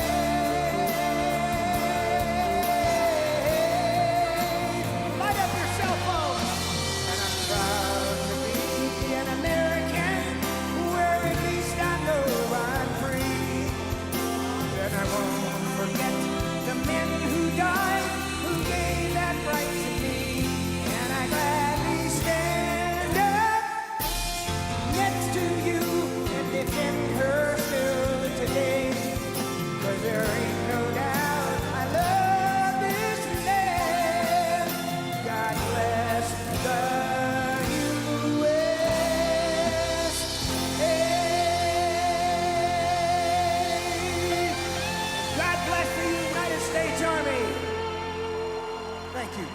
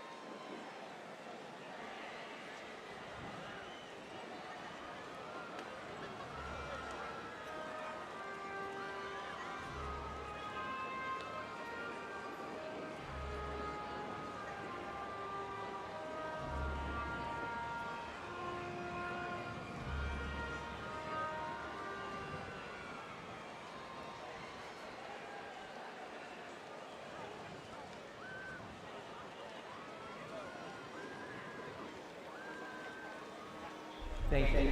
Thank you. Thank you, U.S. Army. Thank you. Thank you. Thank you. Thank you, Army, for 250 years. Thank you so much for serving alongside my grandfather and my great-grandfather, for your service, for your country, for your family. And I just want to say thank you from a generation that may not have known your name, but I get to live in the freedom because of it. I want to thank all the U.S. service members, men and women, and especially the Army for their 250th birthday. Thank you very much. My grandpa served in the Army in World War II as part of the 82nd Airborne. Thank you, Army, for everything that you do. My brother Rob and my son Alec both served in the U.S. Army. We thank you for your courage, your sacrifices, and the burdens that you may now carry. Thank you so much for doing what you do, putting your lives on the line for other men like me to live the life I live. I just want to say happy birthday to the U.S. Army, congratulating them on 250 years. I want to give a big shout out to my Uncle Zadian, who served in the Army, and thank you for all you do. I'm very thankful for the dedication and the hard work of the men and women of the U.S. Army. Hi, American soldiers. Thank you for all you do. Love you. Our freedom is not free, and we know that we are free because of you and your efforts. Thank you to our Army active duty and veterans for protecting our rights and freedoms. Comes at an immeasurable cost. I'm wishing you the best. Happy birthday. Go on. Happy birthday, Army. Thank you to everybody who's serving today and has served in the past. Love you guys and girls. Thank you so much for everything you do. A big thank you to the men and women that serve our country and everything you guys do for us. Thank you, Army, and happy birthday. Happy birthday, Army. Happy birthday, Army. Happy 250th.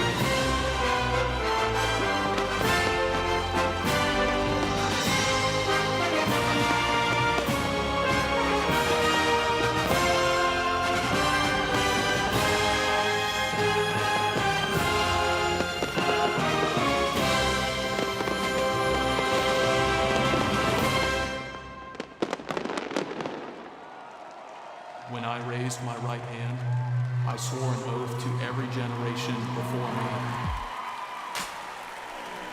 I wear the same branch insignia as the soldiers who crossed the Delaware. Before there was a nation, there was an army.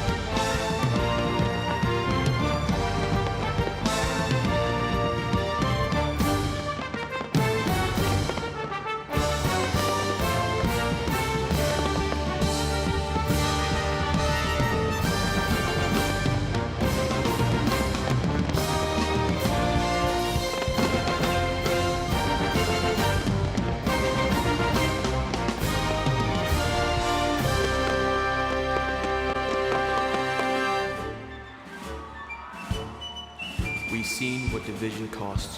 I serve because unity is worth the fight. I carry that legacy forward every time I put on this uniform.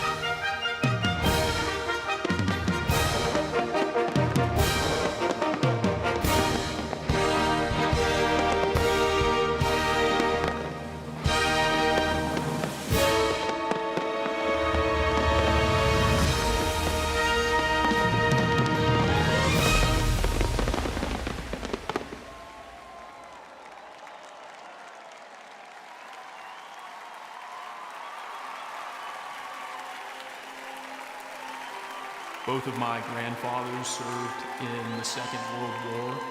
They answered the challenges of their time, and it is my goal in this uniform to answer and meet the challenges of my time head on. He ain't heaven, he's my brother.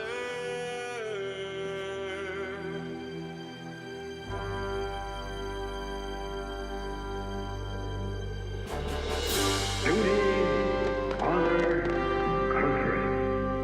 Those three hallowed words reverently dictate what you ought to be, what you can be, what you will be. The heads are up, the chests are out, the arms are swinging, a cadence count. Sound off. 1, 2. Sound off. 3, 4. Bring it on now. 1, 2, 3, 4. 1, 2, 3, bring it on.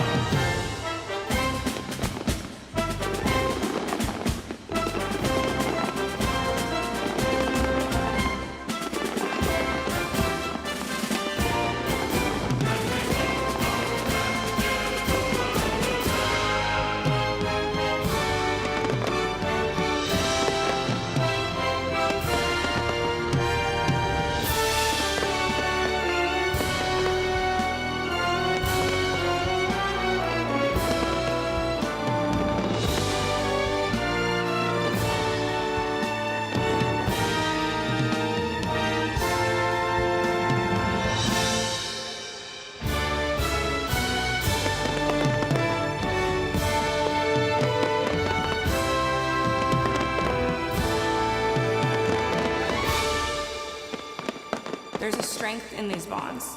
There's a realness to these bonds. It's not just because this is your team, it's because your life depends on these people.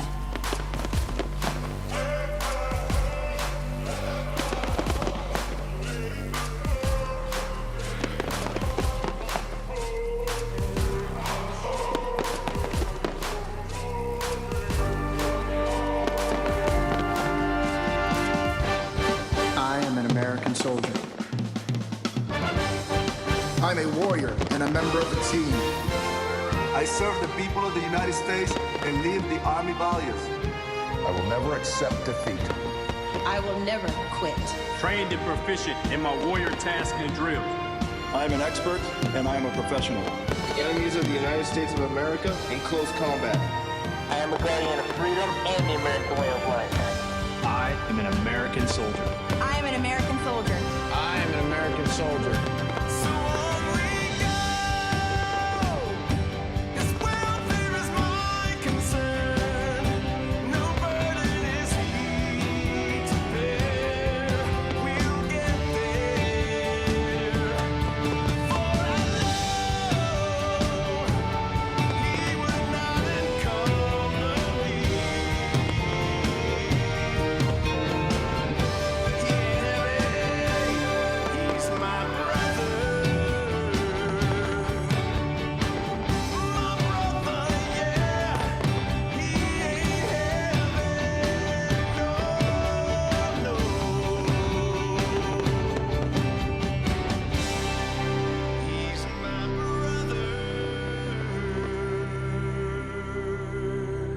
when I'm outside guarding the tomb of the unknown soldier.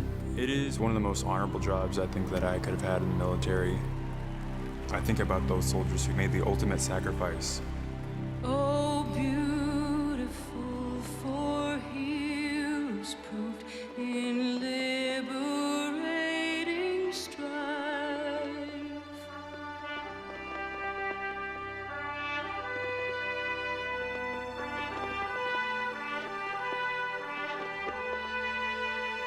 Who more than self their country loved, and mercy more than life.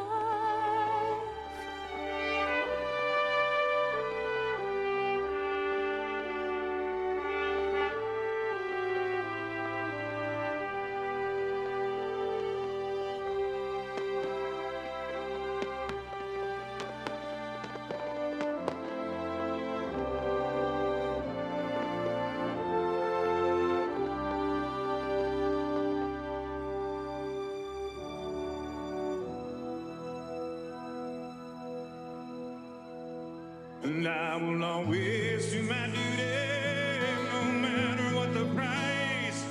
Hey, I've counted up the cost, I know the sacrifice. Oh, and I don't want to die for you, but if dying's asking me, I'll bear that cross with honor. Hey, freedom don't come free.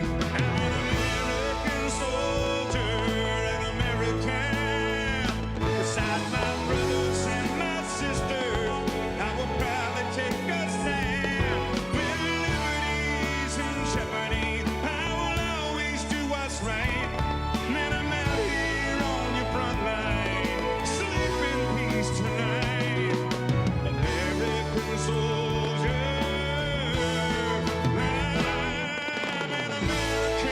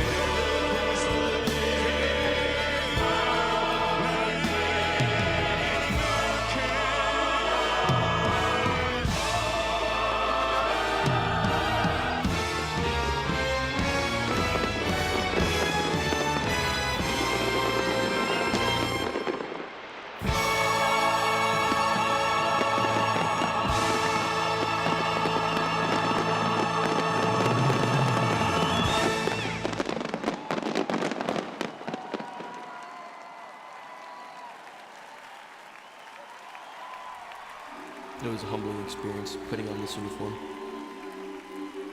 I believe this uniform is a symbol of trust, and it represents the highest ideals of our country.